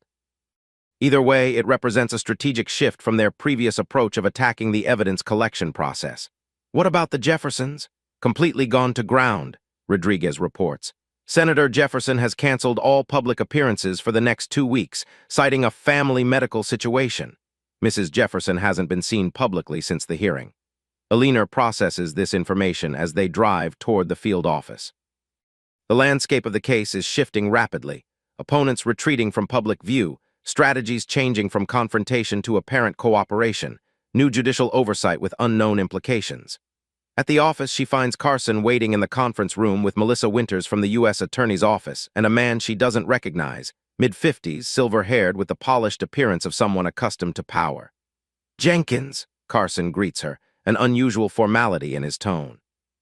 "This is Howard Mitchell, Deputy Attorney General for the Criminal Division. He's taken a personal interest in the Donovan case."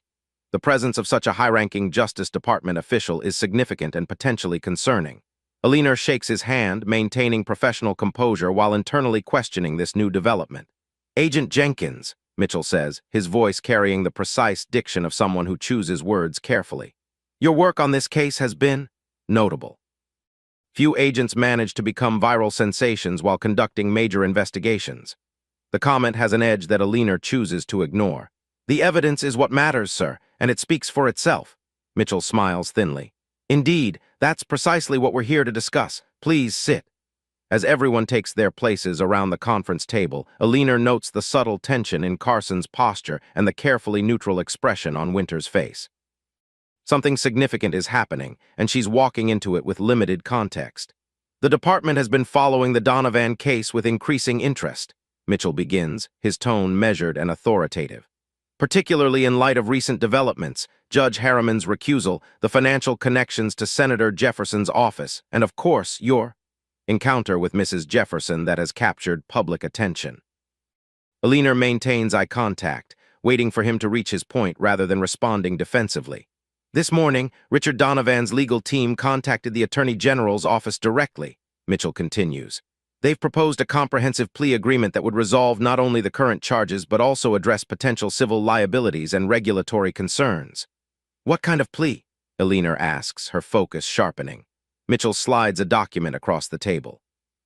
"Donovan would plead guilty to reduced charges of mail fraud and regulatory violations, agree to resign as CEO, pay a fine of $300 million, and establish a $5 billion victim compensation fund." Aliner scans the document quickly, noting what's missing. No admission of culpability for the deaths caused by their misleading marketing. No personal criminal liability for the executives who knowingly pushed dangerous prescribing practices. No jail time for Donovan himself. The compensation fund would acknowledge harm without requiring specific admission of causality, Mitchell says smoothly. "From a practical perspective, this represents one of the largest corporate penalties in history.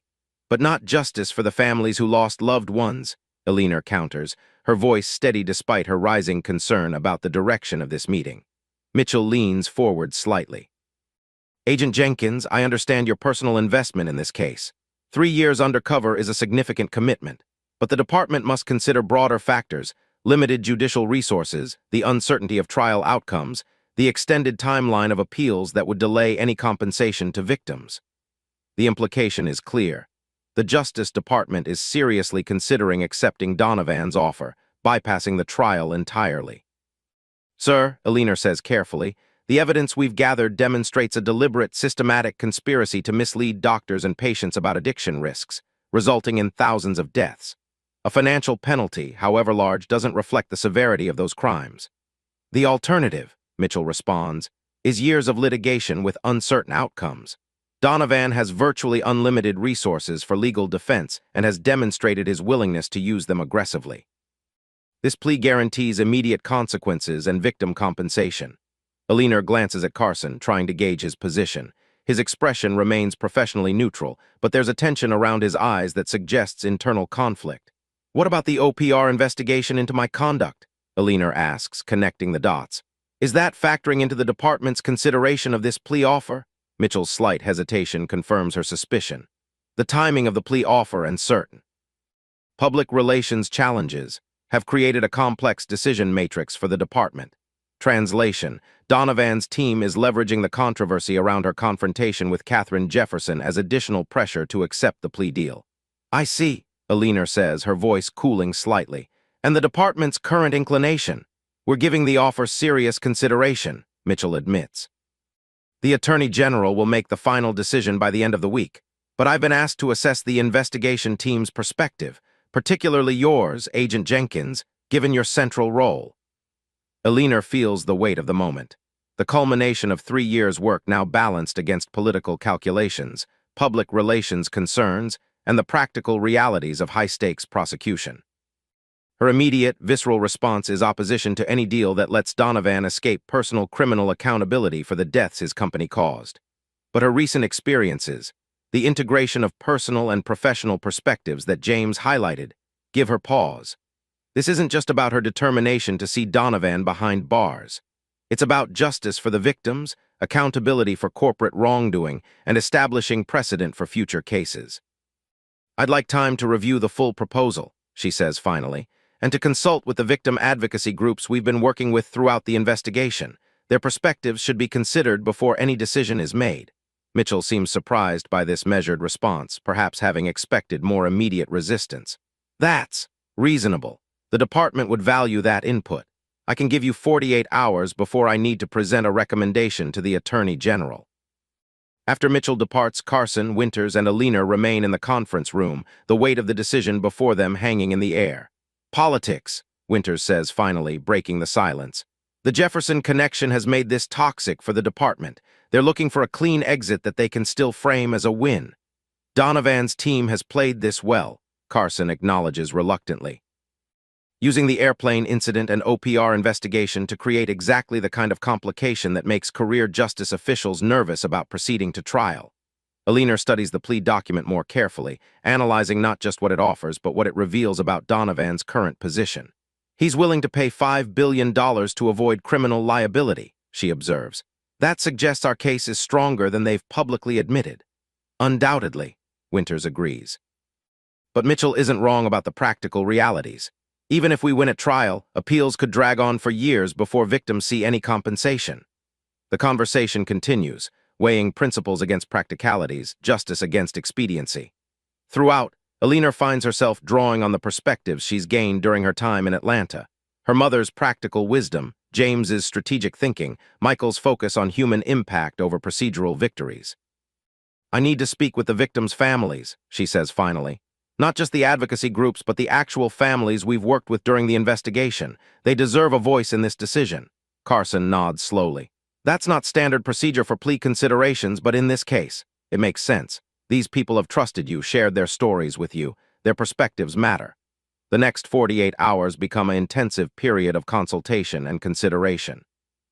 Alina speaks with representatives from opioid victim advocacy groups, with individual families who lost loved ones to Donovan's products, with medical experts who have studied the epidemic's impact. She reviews the full case file again, assessing strengths and vulnerabilities with fresh eyes, neither minimizing the challenges nor exaggerating the certainties. Throughout this process, she maintains regular contact with her family in Atlanta, not just for security updates, but for the perspectives they offer.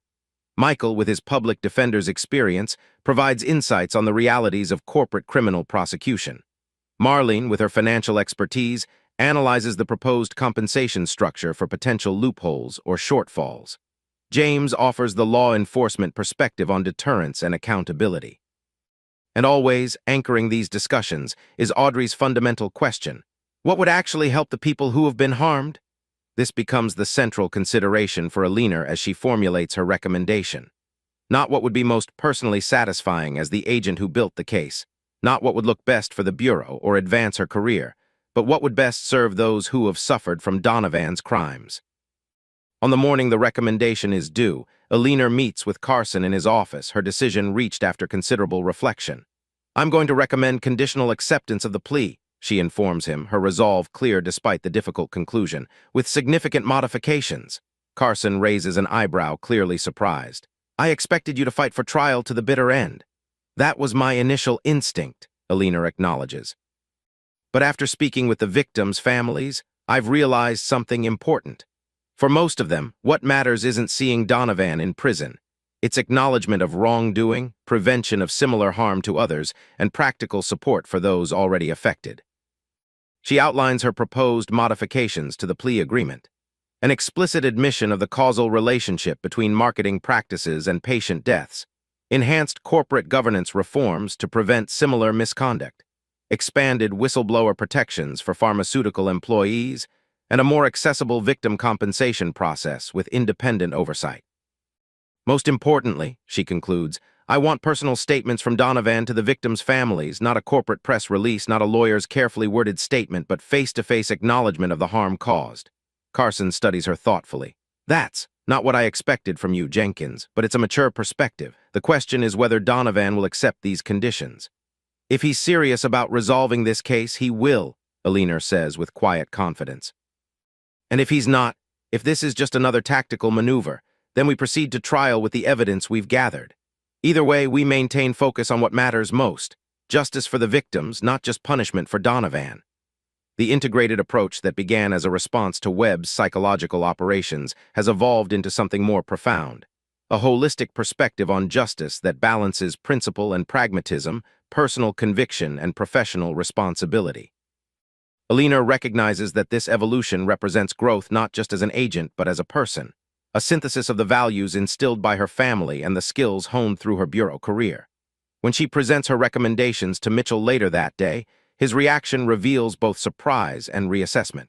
He had clearly anticipated either uncompromising opposition or reluctant acquiescence, not the nuanced, victim-centered approach Alina outlines. This is thoughtfully considered, he acknowledges, reviewing her proposed modifications. The personal statements to victims' families will be a difficult sell to Donovan's team, but the other conditions seem potentially acceptable. They're all essential components, Alina emphasizes, particularly the explicit acknowledgement of causality between marketing practices and deaths. Without that, the compensation fund becomes merely a financial transaction rather than genuine accountability. Mitchell studies her with new interest. You've developed a reputation as something of a crusader, Agent Jenkins. This more balanced approach is unexpected. My only crusade is for justice, sir, Alina responds simply. Sometimes that requires prosecution to the fullest extent of the law. Sometimes it requires recognizing that the best outcome isn't necessarily the most punitive one. As Mitchell departs with her recommendations, promising to present them to the Attorney General alongside the original plea offer, Alina feels a sense of completion regardless of the ultimate decision. She has fulfilled her responsibility to the victims, to the evidence she's gathered, to the principles of justice she upholds, by advocating for what truly matters rather than what might be personally satisfying. That evening, as she returns to the safe house still being used while her apartment undergoes security renovations, Alina receives a call from her mother. "Just checking in," Audrey says when she answers. "James mentioned today was decision day for that plea deal." Alina explains her recommendations and the reasoning behind them, finding comfort in articulating the process to someone who understands both her professional commitment and personal values. "You know," Audrey says when she finishes, "your father would be proud of you today, not just for the case you've built, but for the wisdom you've shown in considering what justice really means." "I hope so," Alina says softly, the approval meaning more than any professional commendation. "I've been thinking a lot about him throughout this process, about what he taught us about standing firm on principles while staying open to different paths forward." "That was James S.R., through and through," Audrey agrees, warm memory in her voice. "Unwavering on what mattered, flexible on how to get there." She pauses briefly. "When will you know the final decision? Probably tomorrow or the next day," Alina says. "The Attorney General wants this resolved quickly one way or another." "Well, whatever happens, you've done your part," Audrey assures her. "The rest is in God's hands, as your father would say." After they hang up, Alina sits quietly in the sparsely furnished safe house, reflecting on the journey that began with Donovan's arrest and Katherine Jefferson's confrontation on the plane. What started as a seemingly straightforward prosecution has evolved into a complex negotiation of personal and professional boundaries, of justice and practicality, of individual accountability and systemic reform. Throughout this evolution, the viral moment that threatened to derail her case has instead become a catalyst for growth, forcing her to integrate aspects of herself previously kept separate, to draw strength from family connections rather than seeing them as vulnerabilities to be protected, to approach justice with a more holistic perspective than her earlier career might have allowed. Whatever tomorrow brings, whether Donovan accepts the modified plea or they proceed to trial, Alina Jenkins knows she has honored both her badge and her family legacy in the choices she's made. The conflict that Webb tried to create between her professional and personal identities has instead forged a stronger, more integrated whole. As she prepares for bed, her phone buzzes with a text from Carson. "AG reviewing recommendations. Decision expected by noon tomorrow. Well done, Jenkins." The simple acknowledgement confirms what she already feels, that regardless of the outcome, she has navigated this complex situation with integrity and wisdom, balancing the agent's commitment to justice with the human understanding of what justice truly means for those most affected. Tomorrow will bring its own challenges, but tonight, Alina rests in the knowledge that she has remained true to both her oath as an FBI agent and her identity as Alina Jenkins, daughter of Audrey and James S.R., sister, aunt, and woman of principle. The integration that began as a defensive response has become her greatest strength, a lesson she will carry forward in both her professional and personal life. What she doesn't yet know is that this integration will soon be tested in ways she cannot anticipate, as the ripples from her confrontation with Katharine Jefferson continue to spread in unexpected directions, touching lives and institutions far beyond the immediate case against Richard Donovan. The following morning dawns clear and bright in Philadelphia, the city already humming with activity as Alina makes her way to the field office. The Bureau security detail remains in place, though the immediate threat seems to have receded with Webb's departure from Atlanta and Donovan's apparent shift in strategy. The atmosphere at the office reflects the liminal state of the case. Activity continues on trial preparations despite the pending plea decision, agents and analysts maintaining professional momentum while awaiting news that could fundamentally alter their focus. Alina immerses herself in case documentation, reviewing witness statements and financial records that might never be presented in court if the modified plea is accepted. The work grounds her, a reminder of the solid evidence foundation beneath the political and procedural complexities that have emerged. At precisely noon, Carson appears at her desk. "Conference room," he says simply. "The AG's decision is in." In the conference room, a secure line has been established with the Justice Department in Washington. Mitchell's voice comes through the speaker with formal clarity. "Agent Jenkins, Deputy Director Carson, thank you for joining on short notice. I'm pleased to inform you that the Attorney General has approved a modified version of the plea agreement incorporating Agent Jenkins' key recommendations. Most significantly, Donovan has agreed to the personal statements to victims' families and the explicit acknowledgement of causality between marketing practices and patient deaths." Alina exchanges glances with Carson, surprised by this relatively quick acceptance of what they had anticipated would be the most contentious conditions.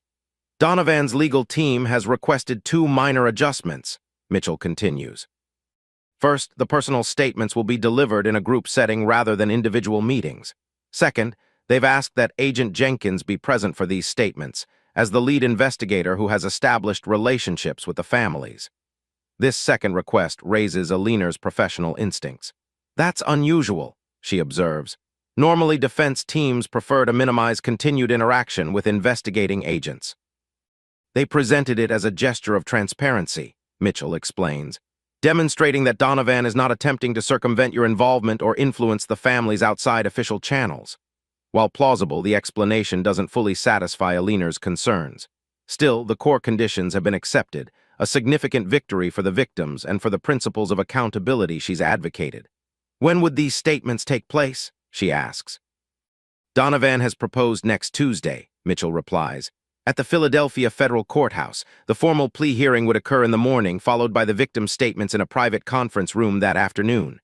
The timeline is accelerated but manageable. "And the other conditions, the corporate governance reforms, whistleblower protections, compensation structure, all accepted substantially as you proposed," Mitchell confirms. "There are some technical adjustments to implementation timelines and oversight mechanisms, but the substance remains intact." After the call concludes, Carson turns to Alina, his expression a mixture of professional satisfaction and lingering caution. "This is a significant win, Jenkins. Not the full prosecution we initially envisioned, but meaningful accountability with immediate benefits for the victims." "It feels too easy," Alina admits, her investigator's skepticism surfacing. "Donovan accepted conditions I expected him to fight vigorously, particularly the causality acknowledgement and personal statements. Maybe your confrontation with Webb had more impact than we realized," Carson suggests. "Or the financial connections to Judge Harriman and Senator Jefferson being exposed weakened his position more substantially than we thought." "Perhaps," Alina allows, though her instincts continue to signal caution. "Or there's another angle we're not seeing yet." Despite these reservations, the practical work of implementing the plea agreement begins immediately. Alina coordinates with victim advocacy groups to arrange for family representatives to attend the statement session, while the U.S. Attorney's Office finalizes the legal documentation for the formal plea. Throughout these preparations, Alina maintains regular contact with her family in Atlanta, sharing the developments and benefiting from their varied perspectives. Michael, with his legal background, reviews the plea language for potential loopholes. Marlene, with her financial expertise, examines the compensation structure for implementation concerns. James offers a law enforcement perspective on the deterrent value of the agreement. The weekend passes in a blur of preparation, both for the plea hearing and for the victim statement session that will follow. Alina works closely with the families who will attend, helping them prepare emotionally for the direct encounter with the man whose company's practices contributed to their loved ones' deaths. By Monday evening, all arrangements are in place. The plea documents have been finalized, the courthouse conference room secured for the statement session, security protocols established for all participants. Alina reviews everything one final time in her temporary office at the safe house, ensuring no detail has been overlooked. As she completes this review, her secure phone rings, her mother calling from Atlanta. "Just wanted to wish you well for tomorrow," Audrey says when she answers. "I know it's not the trial you originally hoped for, but it sounds like you've achieved something important." "I think so," Alina agrees, allowing herself a moment of measured satisfaction.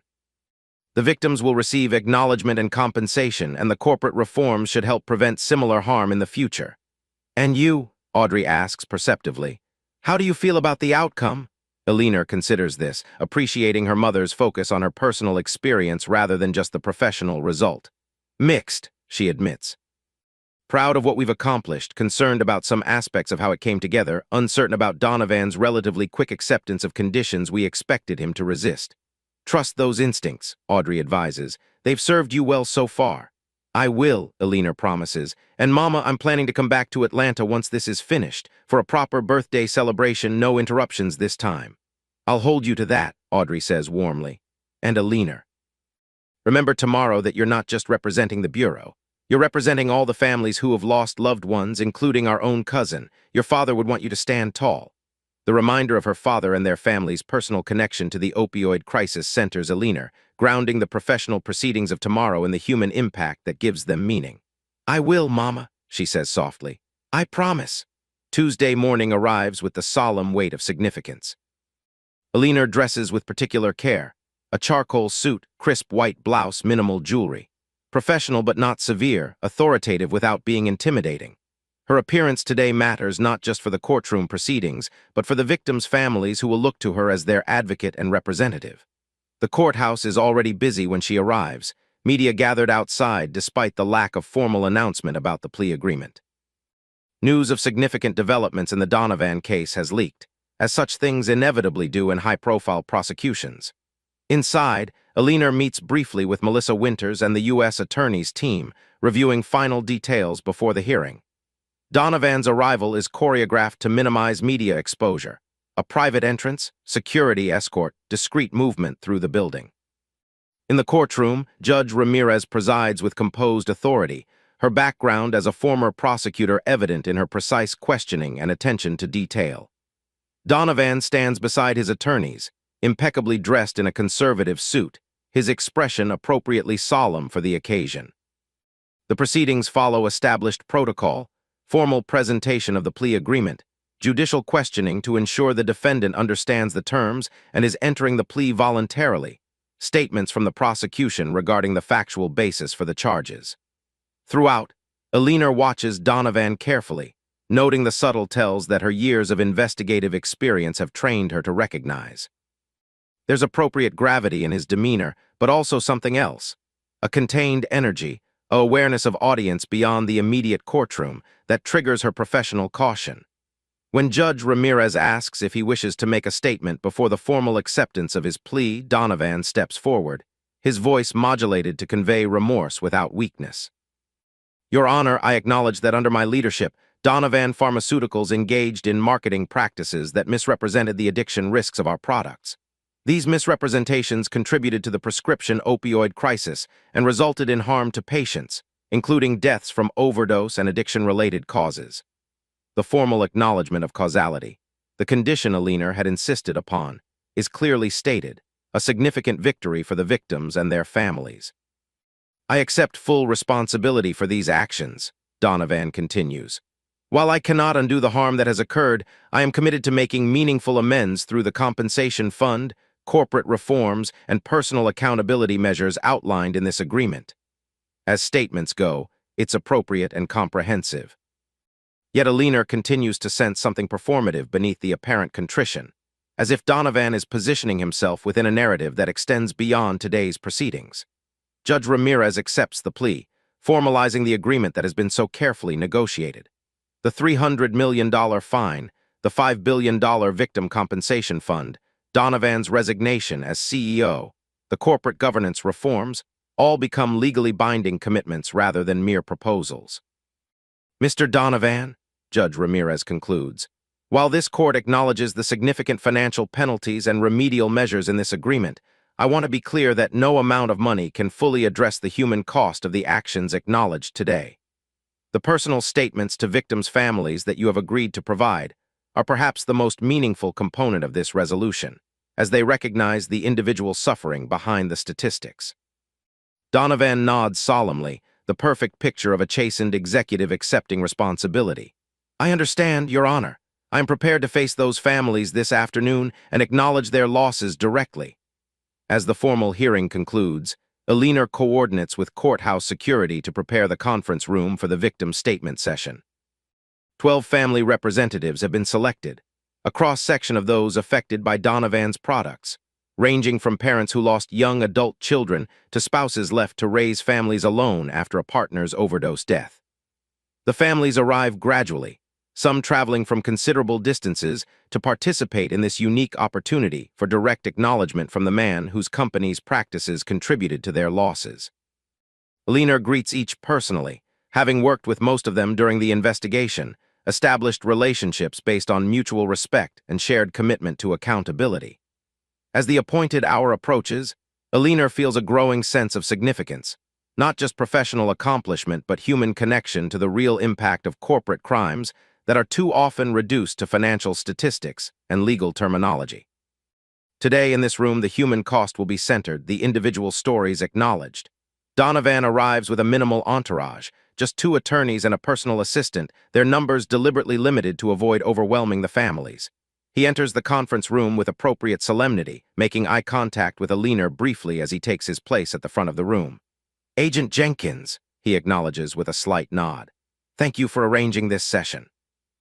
Alina returns the professional courtesy without warmth. The families appreciate your willingness to hear them directly, Mr. Donovan. As the families settle into their seats, Alina takes a position at the side of the room, present and supportive but not dominating the space that belongs primarily to those directly affected. The atmosphere is charged with emotion, grief, anger, resolution, the complex mixture that accompanies long-sought accountability. Donovan steps forward, addressing the gathered families with careful modulation. Before I hear your stories and acknowledge your losses individually, I want to express my profound regret for the harm caused by Donovan Pharmaceuticals under my leadership.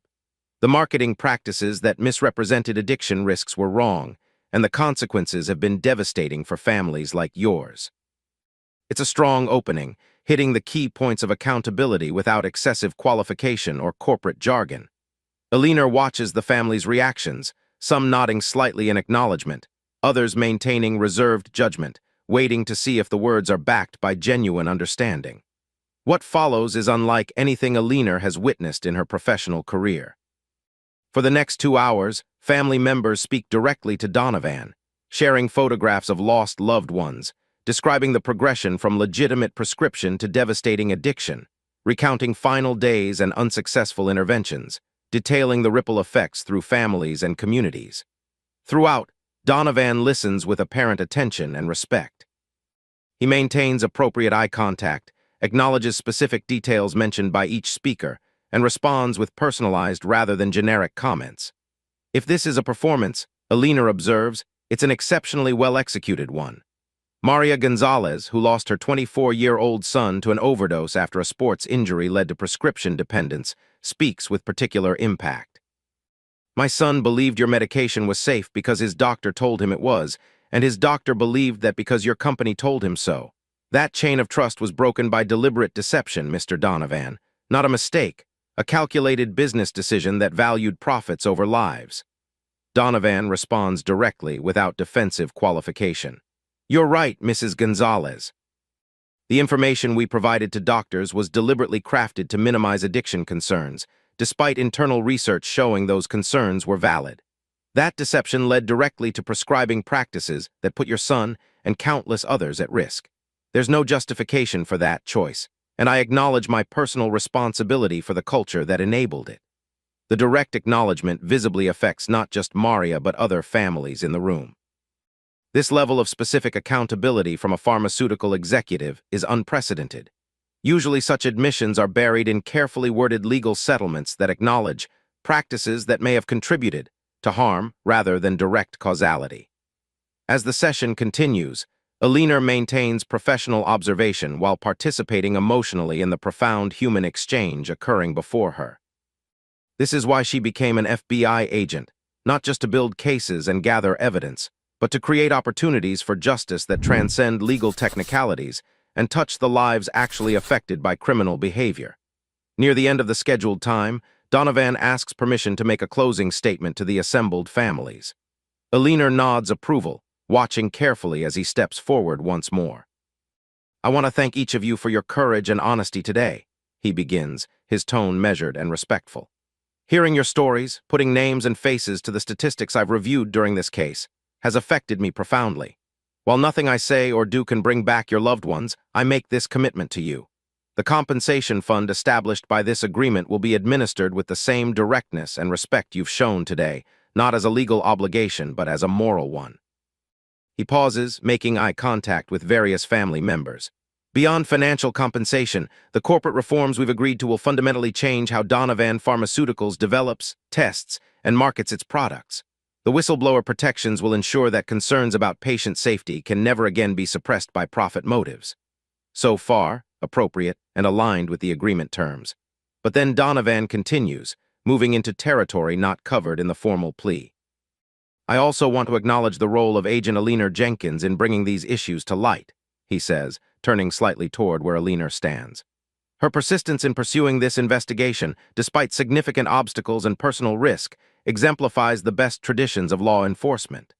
The courage she showed in standing against discrimination on that flight, now famous through social media, reflects the same moral clarity she brought to this case."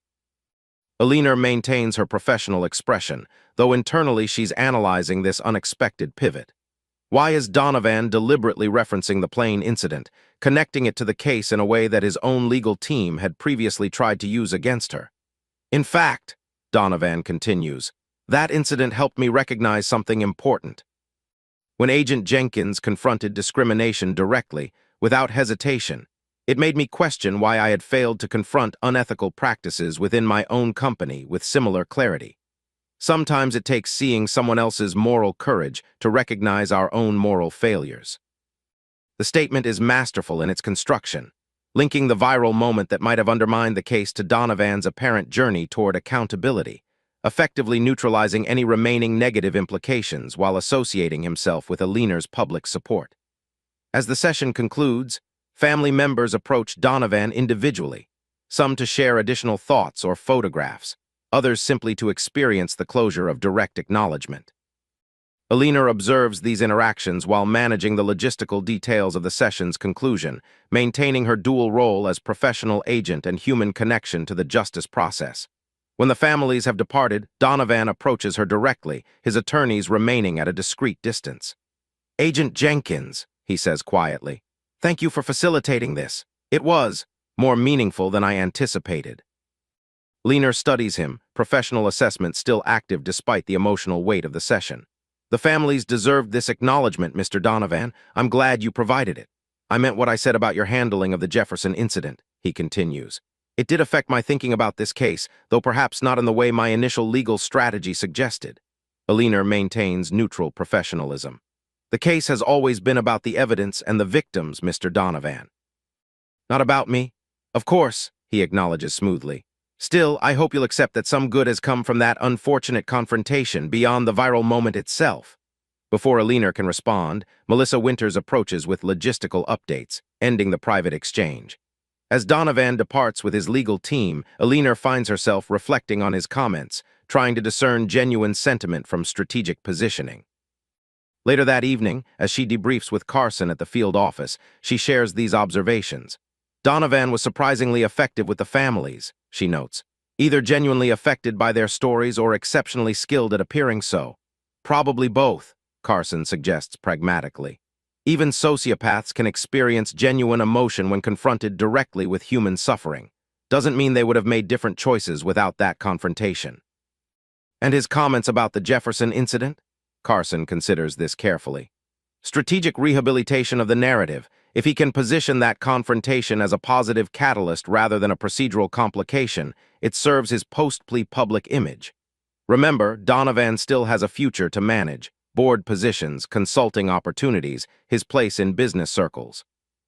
Aligning himself with popular sentiment about your viral moment helps distance him from the Jefferson connection that's become toxic since the financial records emerged. The analysis makes professional sense, yet Aliner continues to feel there's something more to Donovan's approach, layers of strategy and positioning that aren't yet fully visible. Whatever his motives, Carson continues, today represents a significant achievement, Jenkins. The plea includes unprecedented accountability measures. The victim's statements created meaningful closure for the families, and the compensation fund will provide immediate support rather than years of litigation uncertainty. Aliner acknowledges this truth, despite her lingering concerns about Donovan's performance. The concrete outcomes for victims matter more than the subjective assessment of the defendant's sincerity. As she prepares to leave the office, her secure phone rings, a number she doesn't recognize. Caution still active despite the case resolution, she answers with professional neutrality. Jenkins. Agent Jenkins. Catherine Jefferson's voice is instantly recognizable despite the weeks since their confrontation on the plane.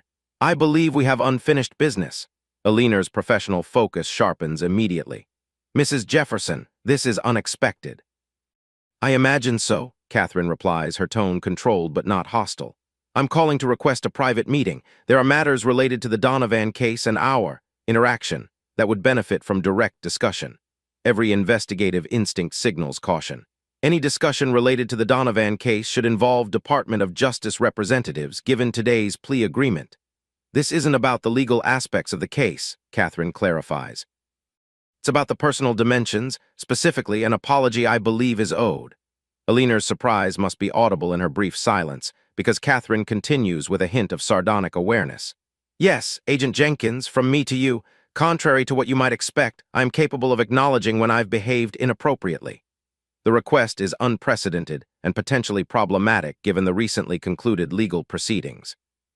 Yet Aliner's integrated approach to this case, the blending of professional and personal considerations that has proven effective, suggests value in hearing what Catherine Jefferson wishes to say. When and where are you proposing this meeting take place? She asks, maintaining professional caution. Tomorrow morning, 10 a.m. The Four Seasons Hotel, Central Philadelphia. I've arranged a private dining room for discretion. Just you and me. No attorneys, no husbands, no recording devices. The specificity of these conditions triggers Aliner's analytical assessment. That's very precisely structured, Mrs. Jefferson. Necessarily so, Catherine responds. What I have to say requires a certain environment. I understand your professional caution, Agent Jenkins, but sometimes resolution requires stepping outside formal channels. After a moment's consideration, Aliner makes a decision based on both professional judgment and the integrated approach that has guided her through this case. I'll be there, Mrs. Jefferson, but I'll inform my supervisors of the meeting location and timing as a standard security protocol. Of course, Catherine agrees readily. I would expect nothing less from a thorough federal agent. Until tomorrow, then. After ending the call, Aliner immediately contacts Carson, briefing him on the unexpected outreach and her decision to meet with Catherine Jefferson. It could be legitimate, Carson acknowledges, though his tone suggests professional skepticism.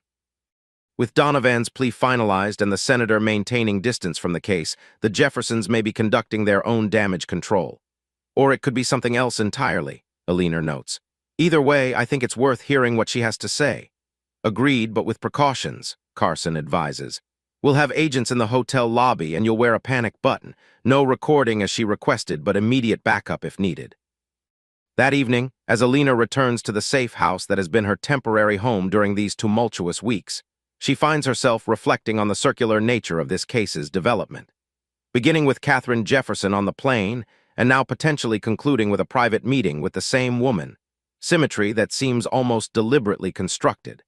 She calls her mother, sharing the day's developments and the unexpected invitation from Catherine Jefferson.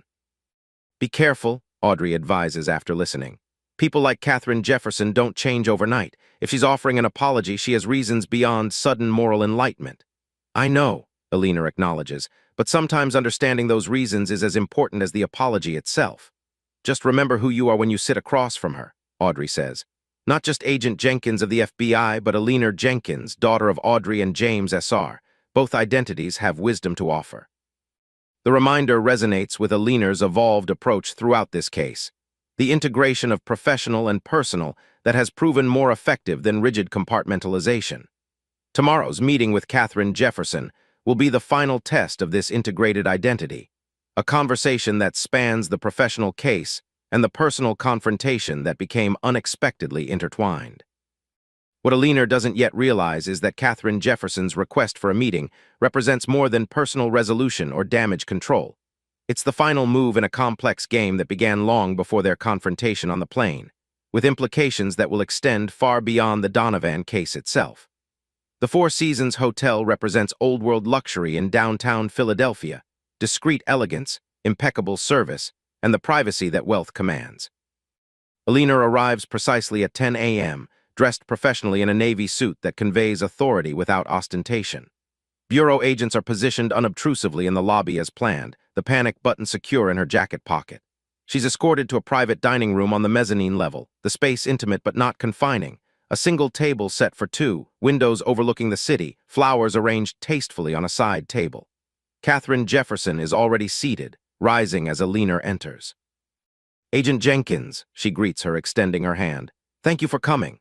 Alina accepts the handshake briefly, professional courtesy without warmth. "Mrs. Jefferson," Katherine gestures to the chair across from her. "Please sit. I've ordered coffee, but nothing else yet. I thought we might have breakfast during our conversation if that suits you." The normalcy of the suggestion, sharing a meal during what promises to be a complex exchange, creates an unexpected shift in the dynamic. Alina takes her seat, maintaining composed alertness while accepting the small, humanizing element. "Coffee would be fine," she acknowledges. As a server pours for both women and then discreetly withdraws, Katherine studies Alina with new consideration, her gaze different from the dismissive assessment on the plane weeks earlier. "I've rehearsed various openings for this conversation," she begins, surprising Alina with the candor. "Formal apologies, contextual explanations, even legal qualifications. None seemed adequate for the situation we find ourselves in." Alina waits, neither filling the silence nor responding to the ambiguous opening. "So I'll simply be direct," Katherine continues. "My behavior toward you and Ms. Carter on that flight was inexcusable. The language I used, the assumptions I made, the privilege I weaponized, all of it was wrong. I am genuinely sorry." The apology itself is clearly stated without the qualifying "if you were offended" or "it wasn't my intention" that often diminish such statements. Still, Alina's professional assessment remains active. "I appreciate that, Mrs. Jefferson," she responds neutrally. "But I'm curious about the timing and privacy of this apology. A public incident might warrant a public acknowledgement." Katherine's lips curve slightly, not quite a smile. "Perceptive, as I would expect from someone with your investigative background." She sips her coffee before continuing. "The privacy serves multiple purposes. First, it allows for authenticity rather than performance. Second, it creates space for the contextual conversation that needs to follow." "Which is," Alina prompts. "The intersection of our lives wasn't coincidental," Katherine says directly. "Not in the conspiracy sense your colleagues might imagine, but in a more complex way that becomes clear only in retrospect." Alina's attention sharpens further. "Explain." "My husband's connection to Donovan Pharmaceuticals wasn't just political or financial," Katherine begins. "It was personal. Our son, our only child, died of an opioid overdose 3 years ago. A Donovan product prescribed for a college sports injury led to an addiction he hid successfully until it was too late." The revelation shifts Alina's understanding significantly. Nothing in the case research had indicated this personal connection. The Jeffersons had apparently kept their son's death cause private, attributing it to unspecified medical issues in public statements. Williams' Committee Oversight of Pharmaceutical Regulations became his response to that loss, Katherine continues. Not the public crusade that might have been appropriate, but a quieter, more insidious approach, using his position to extract concessions, influence financial benefits, his way of making Donovan pay while maintaining public alliances. Alina processes this new information carefully.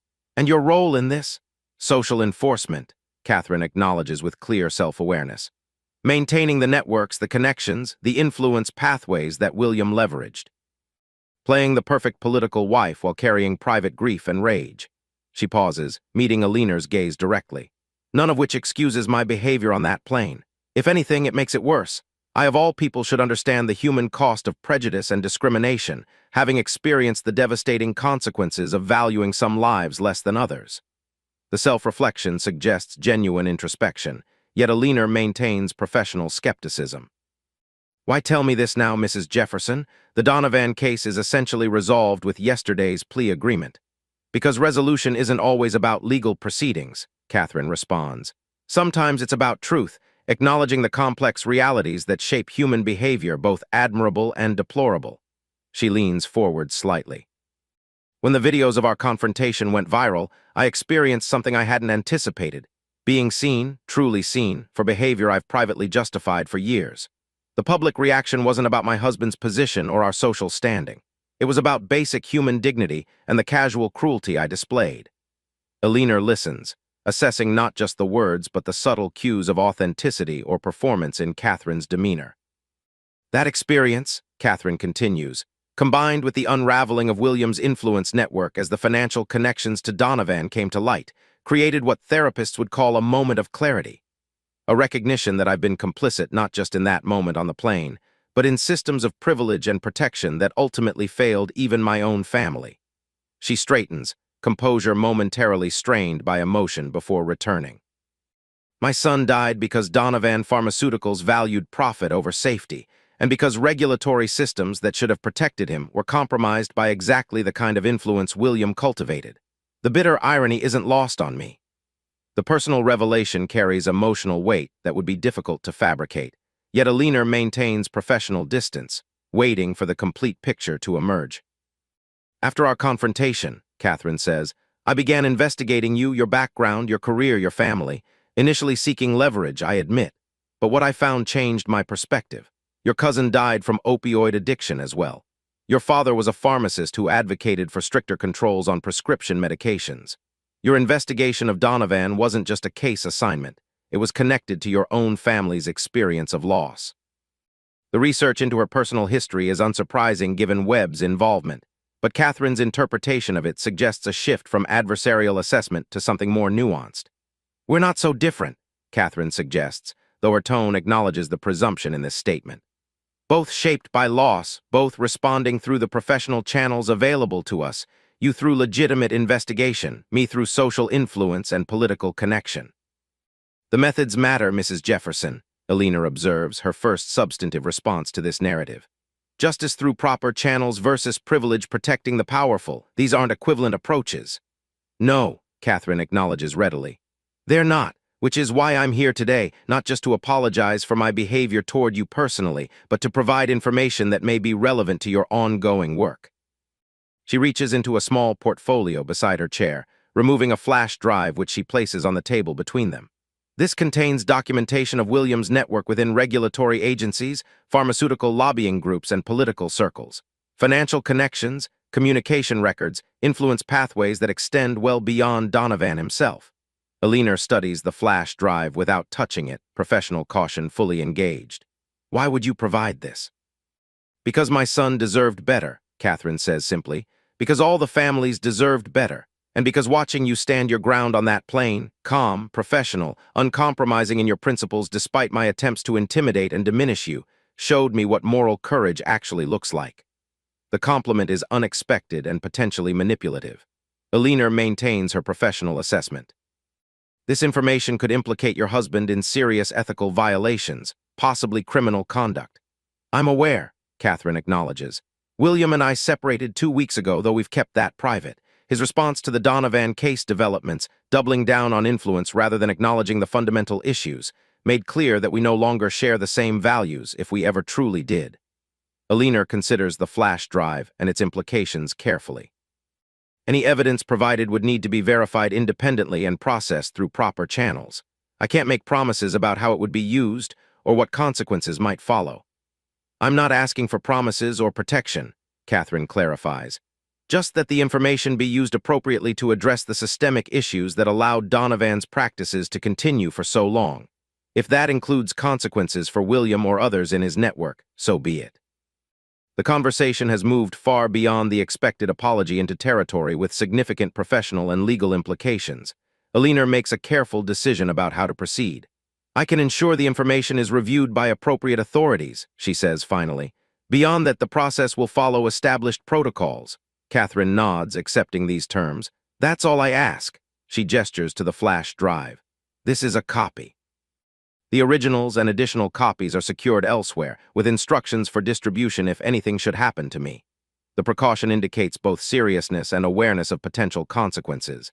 "Are you concerned about your safety, Mrs. Jefferson?" "Not physically," Catherine clarifies. "But positions like Williams come with significant influence. Careers can be damaged, reputations destroyed, financial security undermined, all without direct threats."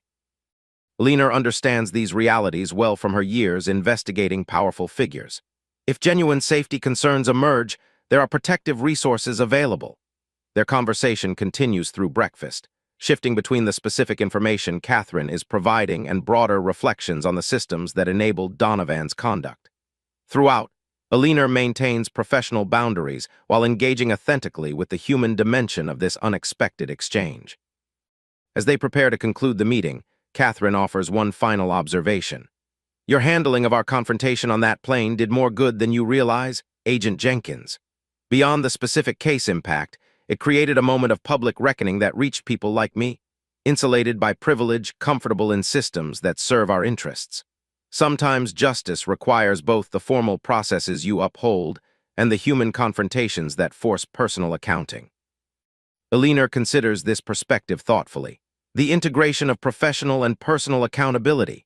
"Exactly," Catherine confirms, a genuine smile briefly softening her features. "Something I'm learning rather late in life." As they part ways in the hotel lobby, Alina with the flash drive secured in her jacket pocket, she reflects on the symmetry of this resolution. The confrontation that began this journey, public, viral, potentially damaging to her case, has culminated in a private exchange that may strengthen not just the Donovan prosecution but broader accountability efforts throughout the pharmaceutical regulatory system. Back at the field office, Alina briefs Carson on the meeting and its unexpected outcomes. His professional skepticism mirrors her own initial reaction. "This could be elaborate damage control," he observes, studying the flash drive they've secured as evidence, "creating a narrative that positions Catherine Jefferson as a whistleblower rather than an enabler." "Possible," Alina acknowledges, "but the information appears substantive from her description. If verified, it could address systemic issues beyond the specific Donovan case." "We'll have the cyber team create a secure environment to review the contents," Carson decides. "Proper evidence protocols, chain of custody documentation, the works. If there's actionable intelligence here, we'll ensure it's handled appropriately." As the day progresses, Alina completes the necessary documentation for both the Donovan plea agreement and this new potential evidence. The case that has consumed years of her professional life and weeks of intense personal engagement is transitioning from active investigation to resolution and potential expansion. That evening, she receives clearance to return to her apartment, the security concerns having diminished with Webb's departure and Donovan's plea. The Bureau technical team has removed all surveillance devices and implemented enhanced security measures for future protection. Standing in her own space again, Alina feels the cumulative weight of the journey since Donovan's arrest. The viral confrontation with Catherine Jefferson, the threats to her family, the professional scrutiny, the integration of personal and professional approaches that ultimately strengthened rather than compromised the case. She calls her mother, sharing the day's unexpected developments and her plans to return to Atlanta for a proper celebration now that the immediate case responsibilities have been fulfilled. "I'm not entirely surprised," Audrey says when Alina describes Catherine Jefferson's apology and information. "People like that, insulated by privilege but not immune to human loss, sometimes experience moments of clarity that transform their perspective. Whether it lasts beyond the immediate crisis is another question." "Always the educator," Alina observes with affectionate recognition of her mother's insights, looking for the potential for growth even in unlikely students. "Human nature is consistent across backgrounds," Audrey notes. "The capacity for both self-deception and self-reflection exists in everyone, though circumstances may favor one over the other for long periods." The wisdom reminds Alina of why she values these conversations with her mother, the grounding in fundamental human understanding that complements her professional analytical skills.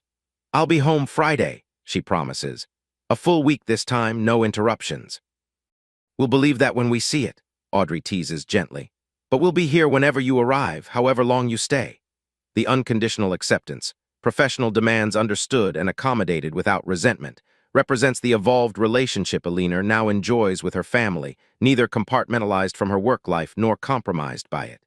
In the days that follow, preliminary analysis of Katherine Jefferson's information confirms its substantive value.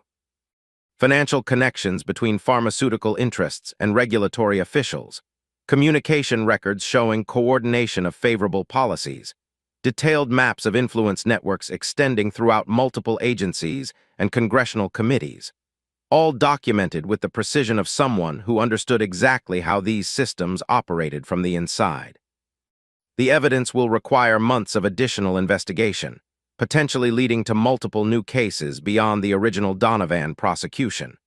For Alina, this represents both professional vindication and meaningful expansion of the justice sought for victims of the opioid crisis.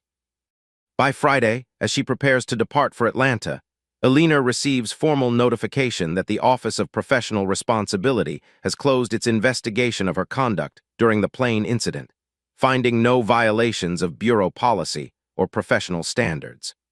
The conclusion officially clears her record of any potential complications from the viral confrontation that began this journey. On the flight to Atlanta, commercial this time, the case no longer requiring bureau transportation, Alina reflects on the transformation that has occurred in both her professional approach and personal integration since that first flight weeks earlier. The rigid compartmentalization she once maintained between Agent Jenkins and Alina has evolved into a more holistic identity that draws strength from both aspects of herself. Her family meets her at the airport, not just James this time, but Audrey, Marlene, Michael, and David, a full welcoming committee complete with homemade signs held by Marlene's teenagers. The genuine joy in their greeting reflects not just relief at her safety after the threats they've weathered together, but celebration of the professional victory her case represents. As they drive toward home, Alina updates them on the final developments: Katherine Jefferson's unexpected role, the expanded investigation possibilities, the official clearing of her professional record. Their responses reflect their distinct perspectives. James's strategic analysis of the evidence implications, Michael's legal assessment of potential new cases, Marlene's practical questions about protection for Katherine as a whistleblower, Audrey's human interest in the transformation that led to such an unexpected alliance. At the house, Alina finds preparations for a proper birthday celebration underway, decorations, Audrey's favorite foods, extended family and friends scheduled to arrive tomorrow. The belated event has evolved from simple birthday acknowledgement to recognition of multiple milestones: Audrey's 75th year, Alina's case resolution, the family's united response to external threats, and their strengthened connections through this shared experience. That evening, as the immediate family gathers for a quiet dinner before tomorrow's larger celebration, Audrey raises her glass in a toast. "To Alina," she begins, "who has shown us all what it means to stand firm in your principles while remaining open to unexpected paths forward." "To Alina," the others echo, glasses raised in acknowledgement. "And to this family," Alina adds, raising her own glass in return, "who taught me that integration of professional and personal, of strength and vulnerability, of justice and compassion, is not a compromise but a completion." As they share the meal and conversation that follows, Alina Jenkins, special agent, daughter, sister, aunt, woman of principle, experiences the peaceful certainty that comes from alignment of purpose and identity. The case that brought her into unexpected public attention and professional scrutiny has ultimately strengthened rather than diminished her effectiveness, precisely because it challenged the artificial boundaries she once maintained. What began as a confrontation on a plane has culminated in justice for victims, accountability for powerful interests, expanded investigations into systemic issues, and personal growth that will inform her approach to future cases and life challenges. The integration she's achieved, professional skill and personal values working in harmony rather than isolation, represents not just resolution of this specific case, but evolution of her understanding of what true justice requires. As Alina looks around the table at her family, the foundation from which her sense of justice and purpose grew, she recognizes that the question she's been wrestling with throughout this journey has found its answer. What matters most is not the badge or the family connection in isolation, but the integrity that unites them, the unwavering commitment to truth and justice that defines her in all contexts and relationships. This integration, of professional and personal, of Agent Jenkins and Alina, isn't a compromise of either identity, but the fullest expression of both. It's the legacy her father embodied as a community pharmacist upholding both professional ethics and personal values, and it's the path she now claims fully as her own.